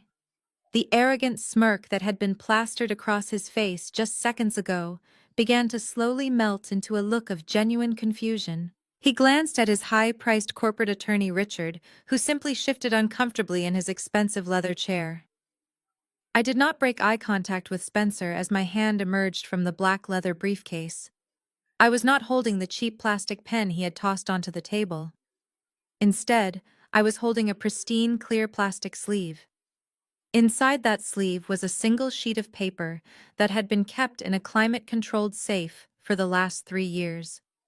I placed the plastic sleeve flat on the mahogany table and used my index finger to slide it smoothly across the polished wood. It stopped right next to the ridiculous equity transfer agreement Spencer had drafted. Richard leaned forward, adjusting his wire-rimmed glasses, and picked up the plastic sleeve. I watched as his eyes scanned the header of the document. Within 3 seconds, the color completely drained from the lawyer's face. He swallowed hard, his professional composure shattering instantly as he read the legally binding text. "What is that?" Spencer snapped, leaning over to look at the paper. "What did you just give him?" My attorney Evelyn finally spoke. Her voice was smooth, elegant, and completely lethal. She sat up perfectly straight, folding her hands on the table and addressing the room with the commanding presence of a woman who had never lost a courtroom battle. "That, Spencer, is the original notarized copy of the unconditional waiver of liability and transfer of deed." Evelyn explained, her tone ringing with absolute authority. "It is the exact document your parents signed 3 years ago at the Thanksgiving dinner table. And if you look closely at the bottom right corner, you will see that Brianna also signed it as a legal witness." My mother Denise let out a sharp gasp, pressing her hand to her chest. My father Thomas suddenly looked incredibly pale, staring at the document as if it were a venomous snake resting on the table. Evelyn turned her sharp gaze directly to Richard. "As opposing counsel, I am sure you are well versed in Georgia state property law, Richard. So you already know that under the Georgia Code, a voluntary transfer of deed accompanied by an explicit assumption of debt is absolute and irreversible. My client Simone assumed a $5,000 tax lien that Thomas and Denise explicitly refused to pay. In exchange, they signed away any and all future claims to the property. They tricked us," Thomas shouted, suddenly slamming his fist against the table. "We did not know the land was going to be worth millions of dollars. She withheld commercial zoning information and manipulated her own family. That is fraud." Evelyn did not even blink at my father's outburst. She simply offered him a chilling, condescending smile. "Ignorance is not a legal defense," Thomas Evelyn replied smoothly. "You chose not to appraise the land because you were terrified of a minor tax debt. You chose to throw a financial burden onto your daughter to protect your own credit score. The document clearly states that you surrender all rights regardless of any future changes in zoning valuation or commercial development. You signed it of your own free will. There was no coercion, and there was certainly no fraud." Evelyn then turned her attention back to Spencer and his lawyer. "This lawsuit you filed is a textbook example of a frivolous bad faith claim. It is legally worthless. It is nothing more than expensive toilet paper. In fact, Richard, I am genuinely surprised you put your bar license on the line to file this garbage. If you do not withdraw this complaint by the end of the business day, I will personally file a motion for sanctions against your firm for malicious prosecution. I will also seek full compensation for all legal fees and punitive damages for corporate harassment." Richard wiped a bead of sweat from his forehead. He leaned in close to Spencer and whispered frantically in his ear. I could not hear the exact words, but the body language was unmistakable. The lawyer was telling his arrogant client that the case was completely dead on arrival and that they needed to retreat immediately. Brianna jumped up from her chair, her designer handbag sliding off her shoulder and hitting the floor. "You cannot do this to us!" Brianna screamed, pointing a trembling finger at me. "We are your family. We need that money, Simone. Spencer made terrible investments and our house is gone. You are sitting on $30 million and you owe us for everything Mom and Dad did for you." "I owe you absolutely nothing," I said, keeping my voice low and dangerously calm. 3 years ago, you laughed in my face while you cashed a $50,000 check. You sat there and let your husband mock me. You told me I was a failure. You made your choices, Brianna. Now you get to live with the consequences of your own greed." My mother began to cry loudly, covering her face with her hands. It was not the fake theatrical crying she had done for her viral internet video. This was the genuine, desperate sobbing of a woman who realized she had just lost her last chance at a massive payday. She realized that her golden child was broke, and the daughter she had thrown away was completely untouchable. Thomas slumped back in his chair, his chest heaving as the reality of the situation crushed his massive ego. He looked at Spencer, the white savior he had paraded around the church for years, and realized the man was nothing but a fraud in a tailored suit. But Spencer was not ready to surrender. His narcissism simply would not allow him to accept defeat in a room full of people he considered beneath him. He pushed his lawyer away, ignoring the frantic warnings Richard was whispering. Spencer placed both hands flat on the mahogany table and pushed himself up. He stood towering over the table, his face twisted into an ugly mask of pure rage and desperation. He glared at me, breathing heavily, his chest rising and falling beneath his expensive navy suit. "You think you are so incredibly smart, Simone?" Spencer sneered, his voice echoing loudly in the glass room. "You think a single piece of paper is going to save you?" He slammed his fist down on the table so hard that my porcelain coffee cup rattled against its saucer. "You are good, I will give you that," Spencer shouted, a mad, desperate glint in his eyes. "You brought a solid defense. But it does not matter. Your commercial project is still dead in the water, and your precious bank accounts are completely frozen." He pointed his finger right at my face, laughing a bitter, hollow laugh. "My firm still controls your regional bank, Simone. Your loan officers are terrified of my legal team. They are not going to release your Phase 2 construction funds today or tomorrow or next week. Your union workers are going to strike. Your suppliers are going to walk away. You might own the dirt, but you do not have the cash to build on it. You are going to go bankrupt, and I am going to stand by and watch your entire empire crumble into the mud." He stood there, chest puffed out, believing he still held the ultimate trump card. He believed that even if he could not steal my property, he could still use his institutional power to destroy it out of pure spite. I sat perfectly still, letting his frantic screaming wash over me. I did not flinch. I did not look at Evelyn for reassurance. I simply looked up at Spencer, absorbing his pathetic display of corporate bullying. I slowly shook my head, offering him a look of absolute profound pity. "Are you sure about that, Spencer?" I asked softly, my words slicing through the heavy tension in the room. "Are you sure about that?" "Spencer," I asked softly, my words slicing through the heavy tension in the room. I smiled at him, not a smile of joy, but the cold, clinical smile of an executioner. I reached into my black leather briefcase one more time and pulled out a thick red folder. I did not slide this one to his lawyer. I tossed it directly across the mahogany table so it landed right in front of my father. "Thomas."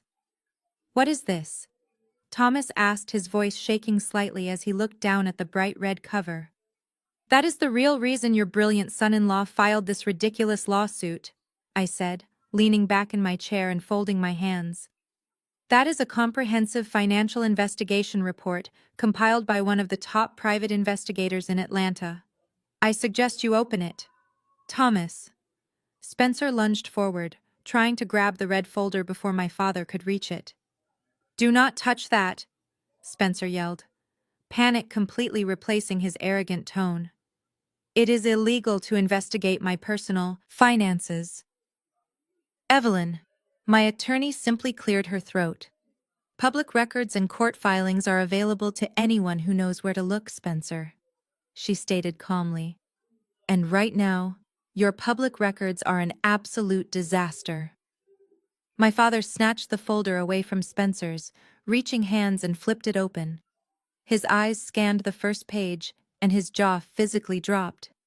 "Simone, what am I looking at?" Thomas whispered, his hands beginning to tremble. "You are looking at the truth," I replied, keeping my gaze fixed on Spencer, who was now sweating profusely. 3 years ago, you proudly handed this man a $50,000 check to put a down payment on a beautiful mansion in Buckhead. But Spencer never put that money into a house. He took your $50,000 and day traded it on unregulated cryptocurrency markets. He lost every single penny of your generous gift within the first 3 weeks of his marriage. Brianna let out a loud, tragic sob, burying her face in her hands. She was performing for a camera anymore. This was the raw, ugly reality she had been desperately trying to hide behind her designer handbags and leased luxury cars. "But how did they buy the house, my mother?" Denise asked, her voice barely a whisper as she stared at her golden son-in-law. "They did not buy it, Denise," I explained. "Spencer used his connections as a broker to secure a predatory adjustable-rate mortgage with zero money down. He leveraged himself to the absolute limit just to maintain the illusion of wealth for your church friends." While Brianna was busy posting pictures of her luxury lifestyle on the internet, Spencer was literally gambling their mortgage payments away on his phone. And now that the interest rates have adjusted, he has completely defaulted on the loan. Turn to page 4. Thomas. My father clumsily turned the pages, his breathing becoming heavy and labored. That is a copy of the active foreclosure notice, I said. The bank is seizing the Buckhead mansion at the end of this month. Spencer and Brianna are completely broke. They have maxed out every single credit card, and they are drowning in over $500,000 of toxic debt. Spencer stood frozen at the head of the table, his face completely drained of color. His corporate lawyer Richard was already packing his briefcase, quietly preparing to abandon a sinking ship. But I was not finished. I looked directly at my parents, watching their perfect suburban facade crumble into dust. But that is not the most interesting part of the report. I continued, my voice dropping lower. The most interesting part is on page 7. My father turned to page 7 and let out a sound that was half gasp and half choke.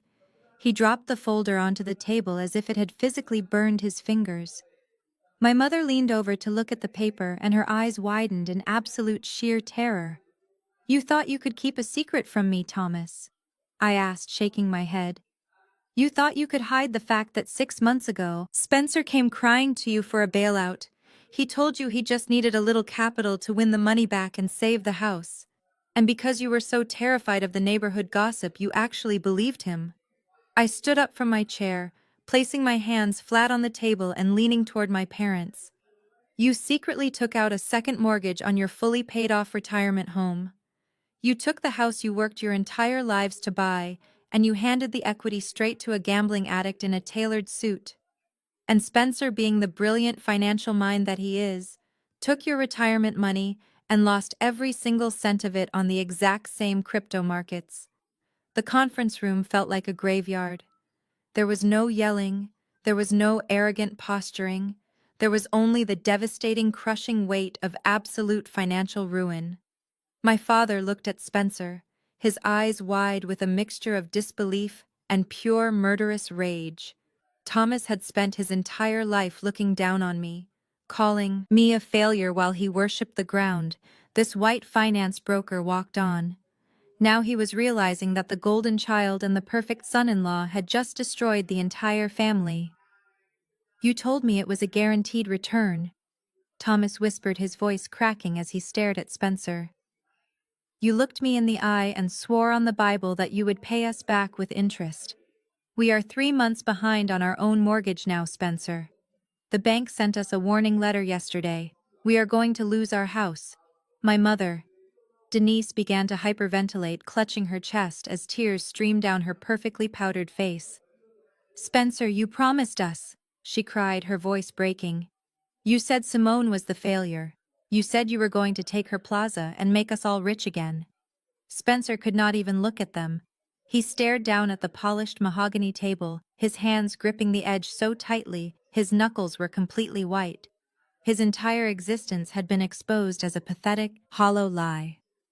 He had filed this lawsuit as a desperate Hail Mary, hoping to extort $2 million from me to pay off his massive debts and save his own skin.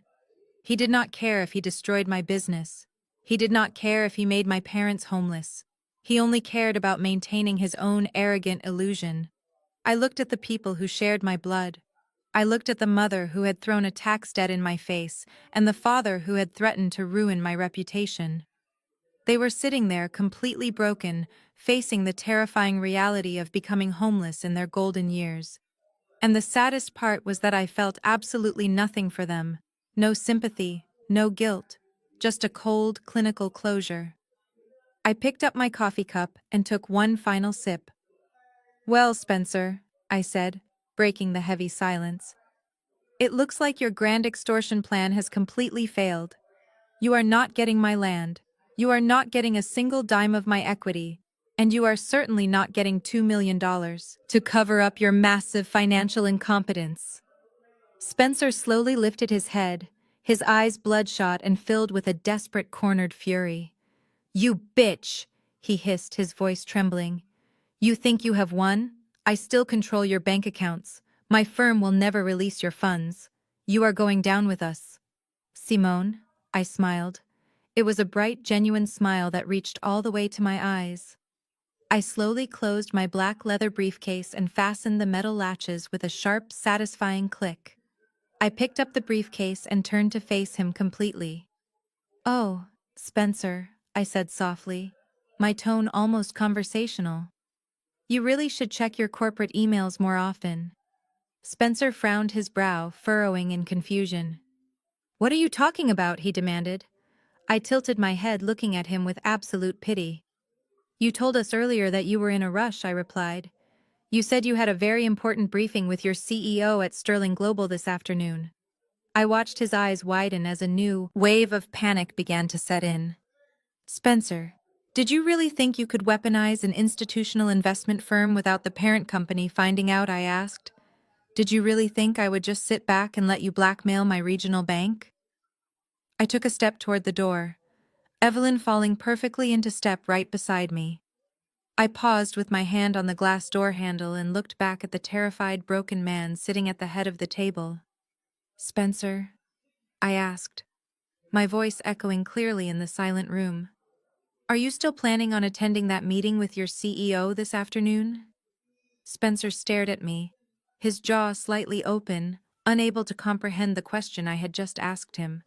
He blinked several times, his arrogant brain desperately trying to catch up to the terrifying reality that was rapidly unfolding in front of him.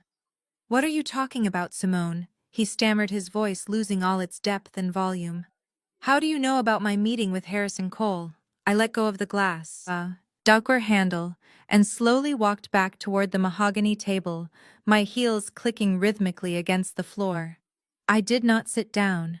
I stood tall, looking down at him with the absolute authority of a woman who had just conquered his entire world. "Because I was sitting in Harrison Cole's penthouse office on Friday afternoon, while you were busy bragging to my parents about freezing my bank accounts," I replied. The name Harrison Cole hit Spencer like a physical blow to the chest. His eyes darted wildly around the room, looking at his lawyer Richard, who had completely stopped packing his briefcase and was now staring at me in sheer disbelief. "You are lying," Spencer breathed, taking a step back until his legs hit his chair. "You do not have access to the chief executive officer of Sterling Global. You are just a local developer." I did not argue with him.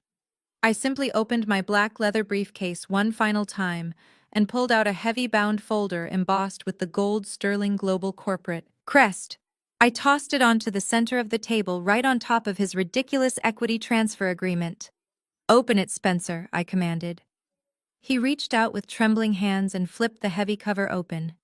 His eyes scanned the first page, and I watched his entire corporate identity shatter into a million irreparable pieces. "Let me summarize it for you since you seem to be struggling to read," I said, my voice projecting clearly across the silent conference room. "When you used your institutional leverage to freeze my regional bank accounts, you left a massive paper trail of unauthorized corporate threats. I took that paper trail directly to your boss. Harrison Cole was incredibly displeased to learn that a mid-level broker was using his company name to blackmail a $30 million commercial development, especially since Sterling Global had already signed a letter of intent to be the anchor tenant for my new plaza." My father Thomas let out a choked gasp, gripping the edge of the table as he realized the sheer magnitude of the players I was dealing with. "He bought out my construction loan, Spencer." I continued, taking a step closer to him. "Sterling Global is now my direct financial lender. Your little bank freeze means absolutely nothing, because I do not need that bank anymore. I have the backing of a multi-billion-dollar international conglomerate, and my funding was fully cleared and wired into my accounts." First thing this morning, Spencer was hyperventilating, his chest heaving, as he stared at the signatures on the contract. "But Harrison Cole and I did not just stop at a loan buyout," I added, lowering my voice to deliver the final lethal blow. "We also signed a 10-year commercial lease agreement. Sterling Global is relocating their primary regional operations into the east wing of my plaza. That includes the boutique equity branch that you work for, Spencer." I watched the realization hit his eyes, the absolute sheer terror of understanding exactly what I had just accomplished. "I own this building, Spencer," I said, letting the words hang in the air like a death sentence. "I am a senior strategic partner with Sterling Global, and as of this morning, I am officially your landlord. Or at least I would have been. Right on cue. As if the universe itself had perfectly choreographed this exact moment." Spencer's cell phone began to vibrate violently in the breast pocket of his tailored suit. The buzzing sound was deafening in the quiet room. Spencer flinched, pulling the phone out with hands that were shaking so violently he almost dropped it. He looked at the caller ID on the bright screen, and the last remaining drop of blood completely drained from his face. It was the Sterling Global Executive Office. "Answer it, Spencer," I whispered. My eyes locked onto his terrified face. "Do not keep your boss waiting." He fumbled with the screen, his thumb shaking uncontrollably. In his blind panic, his finger slipped and he accidentally hit the speakerphone icon just as he accepted the call. "Spencer." A deep, furious voice boomed through the conference room, echoing off the glass walls. It was Harrison Cole, and he sounded like a man ready to burn a building down. "Yes. Mr. Cole." Spencer squeaked, his voice cracking like a terrified child. "I am reviewing a report from our legal compliance division," Harrison Cole barked, not wasting a single second on pleasantries. "It outlines a systematic campaign of unauthorized extortion and corporate blackmail directed at one of our top-tier strategic partners, Simone. You used our institutional portfolios to threaten a regional bank, and you filed a fraudulent lawsuit using my corporate letterhead. Mr. Cole, please let me explain." Spencer begged, tears actually welling up in his eyes. "It is a family dispute. I was just trying to secure a better position for—" "Shut your mouth!" Cole roared, cutting him off with lethal precision. "You are a liability and a disgrace to this firm. You are terminated effective immediately. Your corporate access has been revoked, and building security is currently packing your office into cardboard boxes. Do not even think about returning to the premises." Spencer let out a pathetic whimpering sound, completely paralyzed by the public execution of his career. Furthermore, Cole continued, his voice turning ice cold. "Sterling Global will be filing a massive civil lawsuit against you for breach of fiduciary duty and corporate sabotage. We will strip you of every license you hold, and we will ensure you never work in the financial sector again. You are completely finished, Spencer." The line went dead with a sharp click. For a moment, nobody moved. Nobody breathed. The silence that followed the phone call was heavier than anything I had ever experienced in my entire life. The smartphone slipped from Spencer's sweaty fingers. It hit the polished mahogany table with a loud crack and clattered onto the floor. Spencer's legs completely gave out beneath him. He collapsed, dropping to his knees right there, right on the expensive carpet of the luxury conference room. He buried his face in his hands, letting out a hollow, agonizing groan as the reality of his complete destruction finally crushed him. He had no job, he had no career, he had no house. He was drowning in $500,000 of toxic debt, and he was about to be sued into oblivion by a multi-billion-dollar corporation. To his right, Brianna let out a high-pitched wail, clutching her stomach as she doubled over in her chair. Her perfect designer lifestyle had just been violently ripped away, leaving her with a broke, unemployed husband and a mountain of credit card bills. My mother Denise sat perfectly still, her mouth hanging open, her eyes wide and vacant as she stared at the man she had worshipped. She realized she was going to lose her retirement home because she had bet her entire life on a pathetic fraud. My father. Thomas gripped his chest, his breathing ragged and shallow, his arrogant pride completely broken. The toxic empire they had built on lies, favoritism, and manipulation had completely collapsed around them.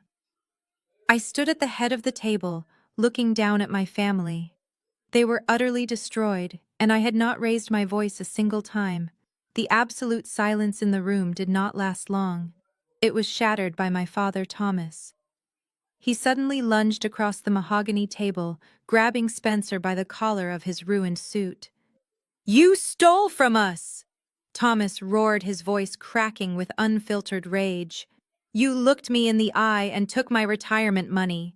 You worthless fraud!" Spencer weakly tried to push my father away, but he had absolutely no strength left. He was completely paralyzed by the reality of his own destruction. "It was not my fault." Spencer sobbed, his arrogant Wall Street persona completely replaced by the whining of a coward. The market crashed. "Thomas, I was just trying to get us a better return on investment." Brianna jumped out of her chair, her face twisted in pure fury. She did not rush to comfort her husband. She rushed forward and began hitting him on the shoulder with her heavy designer handbag. "You lied to me!" Brianna screamed, her voice echoing shrilly against the glass walls. "You told me we were rich. You told me the Buckhead house was fully paid off. I cannot be poor. Spencer, I cannot go back to my friends and tell them my husband is an unemployed bankrupt criminal." The golden couple was physically tearing each other apart right in front of my eyes. They were like rats trapped on a sinking ship, turning on each other the second the water touched their feet. My mother, Denise, did not join the screaming match. She slowly stood up from her chair, her legs trembling so violently she could barely support her own weight. She looked at the chaotic scene unfolding at the other end of the table, and then she slowly turned her head to look at me. The absolute terror in her eyes was almost palpable. She stumbled forward, her expensive faux fur coat slipping off her shoulders and dragging on the floor. She closed the distance between us and suddenly threw herself at me.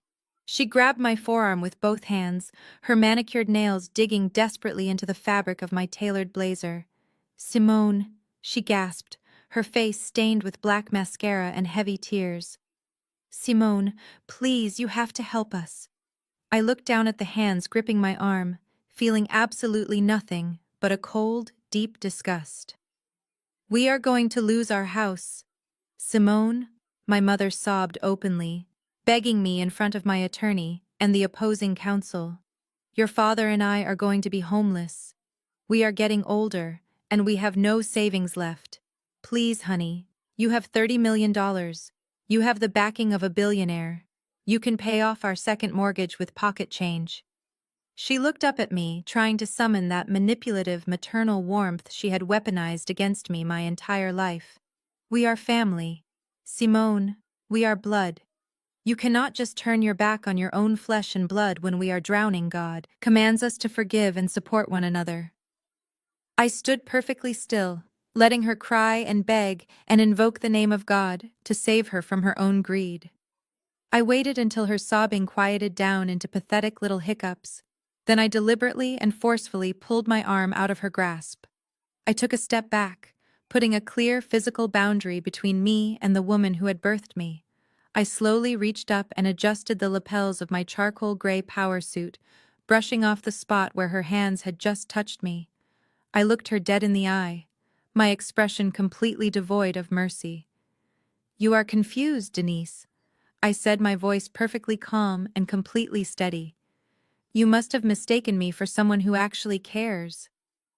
My mother recoiled as if I had just slapped her across the face. "But Simone, we are your parents," she whispered. "3 years ago, you sat at a Thanksgiving table and threw a tax debt into my dinner plate." I reminded her, my words slicing through the room like a scalpel. "You told me I was a disappointment. You told me I was an unmarried, childless burden who contributed absolutely nothing to your perfect image. Just last week you called me to gloat when you thought Spencer had frozen my bank accounts. You told me I did not have the temperament for business and that I should surrender my entire life to a mediocre white man just because he wore a nice suit." My father stopped shaking Spencer and turned to look at me, his face pale and desperate. "We made a mistake, Simone," Thomas pleaded, holding his hands up in a gesture of surrender. "We trusted the wrong person. But you are our daughter. You have to save us from this."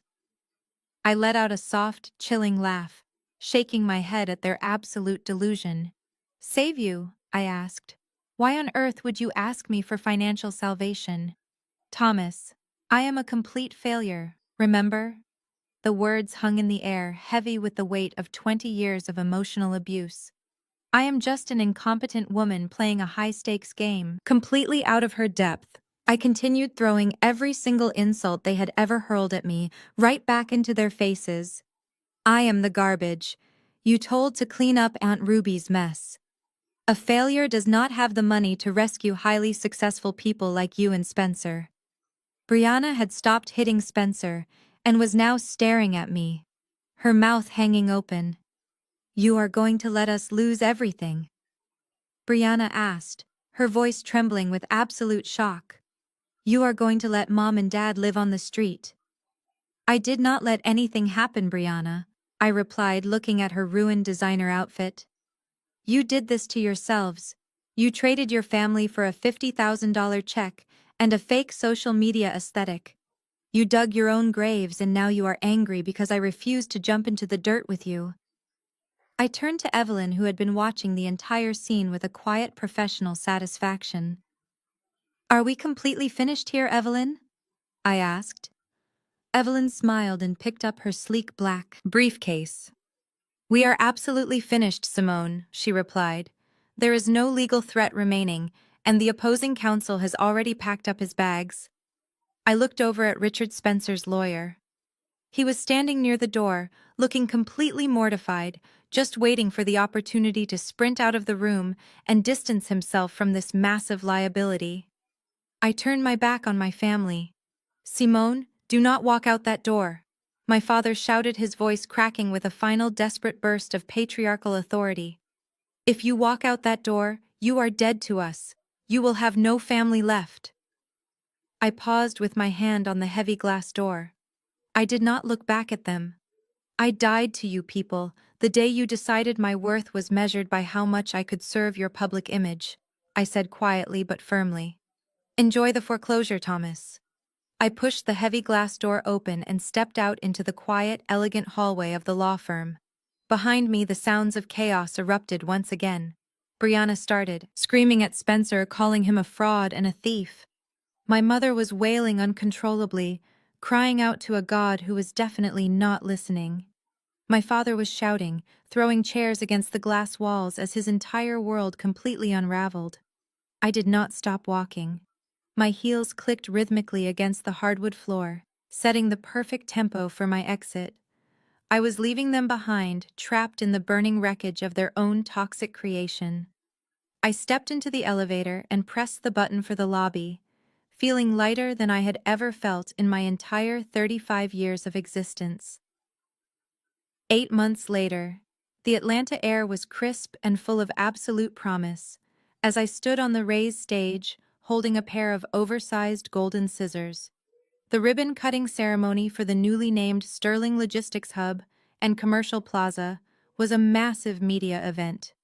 I wore a custom-tailored, brilliant white suit that stood out perfectly against the bright blue Georgia sky. Flashbulbs went off, and a crowd of local politicians, business leaders, and community members erupted into loud applause as I cut the thick red ribbon, officially opening the $30 million project to the public.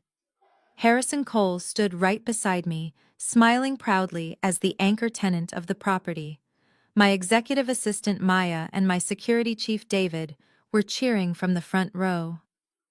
It was the culmination of 3 years of absolute relentless grind, and I had executed it flawlessly. Just that morning, my face had graced the cover of the premier regional business magazine. The bold headline across the glossy page read, "From Mud to Millions. The Unstoppable Rise of Atlanta Real Estate." Queen, I had built my empire, and I had protected it against the very people who were supposed to love me the most. Meanwhile, the people who shared my bloodline were living a completely different reality. The absolute destruction they had brought upon themselves was swift and merciless. Spencer did not just lose his lucrative job at the boutique equity firm. Harrison Cole kept his promise and unleashed the full terrifying weight of Sterling Global's legal department upon him. They audited every single account Spencer had ever touched, uncovering years of financial mismanagement and corporate embezzlement. He was not just facing civil lawsuits anymore. He was currently sitting in a federal courtroom fighting criminal fraud charges that carried mandatory prison time. His arrogant Wall Street persona had been completely stripped away, leaving behind a terrified broke man facing a decade behind bars. Brianna, of course, did exactly what any parasite does when the host completely runs out of resources. She filed for divorce the exact same week the bank officially foreclosed on their Buckhead mansion and changed the locks. She tried to move back in with our parents, but she quickly discovered that they were in no position to rescue her. Today, the former golden child who used to mock my career and flaunt her leased luxury cars on the internet is living in a cramped studio apartment on the wrong side of the city. She works full-time ringing up customers at a discount retail store, forced to serve the very same working-class people she used to openly look down upon. Her social media accounts have been completely deactivated, and her fake internet friends abandoned her the second the money dried up. But the most poetic justice of all fell upon my parents, Thomas and Denise. The second mortgage they took out to secretly fund Spencer's gambling addiction completely destroyed them. The bank seized their pristine red brick retirement home, the ultimate symbol of their middle-class success, and auctioned it off to the highest bidder. They were forced to pack their belongings into trash bags and move into a small, poorly maintained rental apartment on the outskirts of the city. The worst part for them, however, was not the loss of their wealth, but the total loss of their social standing. The truth always finds a way to come to the light. The details of their greedy extortion attempt and Spencer's massive fraud leaked into our local community. The viral video Brianna had posted crying about being assaulted by corporate thugs backfired completely when the real story circulated. The church elders and the wealthy neighbors who had once praised my parents completely turned their backs on them. Thomas and Denise are now social outcasts too, ashamed to even show their faces at Sunday service, knowing that everyone in the congregation is whispering about their spectacular downfall. They threw away their only loyal daughter to protect their public image, and in the end, they lost absolutely everything. I left the noisy celebration of the ribbon-cutting reception downstairs and took the private elevator up to the roof of the main commercial tower. I stepped out into the cool evening breeze and walked over to the edge of the parapet. The vibrant lights of the Atlanta skyline stretched out before me, a beautiful sprawling grid of endless possibility. I stood there looking down at the highway that brought thousands of vehicles past my property every single day. For a long time I had carried the heavy burden of wanting my family to finally see my worth. I had wanted my father to be proud of my business acumen, and I had wanted my mother to look at me with the same blind adoration she gave to Brianna. But standing on the rooftop of my own skyscraper, I realized a profound and liberating truth. Family is not always defined by shared blood or a common last name. Sometimes blood is just a biological accident. True family is defined by the people who consistently choose to show up for you. It is defined by the people who respect your boundaries, celebrate your victories, and recognize your value without requiring you to shrink yourself to make them comfortable. I found my family in the brilliant attorneys who fought for me, the security guards who protected me, and the colleagues who believed in my vision when it was nothing but a muddy plot of land. My parents and my sister had tried to bury me. They threw a tax debt in my face, called me a failure, and tried to steal the kingdom I built from the dirt. But they did not realize that I was a seed, and from that dirt I grew an empire that they could never touch. The greatest revenge in life is not found in screaming matches or angry text messages. The absolute best revenge is cutting the dead weight loose, turning your back on the toxicity, and living a massive, brilliant, successful life, completely unbothered by the people who tried to break you. I took one last deep breath of the city air, feeling an overwhelming sense of peace. I turned my back on the skyline and walked confidently toward the elevator, ready to rejoin the people who actually mattered. Thank you for listening to my story. Have you ever had to walk away from toxic family members who only valued you for what they could extract from you? Have you ever taken the absolute worst hand dealt to you and used it to build something beautiful? I would love to read your stories and experiences in the comment section down below. If this journey of standing up for yourself, establishing unbreakable boundaries, and finding massive success resonated with you, please hit the like button and subscribe to the channel for more stories of resilience and triumph. Share this video with anyone who might need a reminder that their worth is not determined by the people who failed to appreciate them. Remember, you have the power to rewrite your own narrative.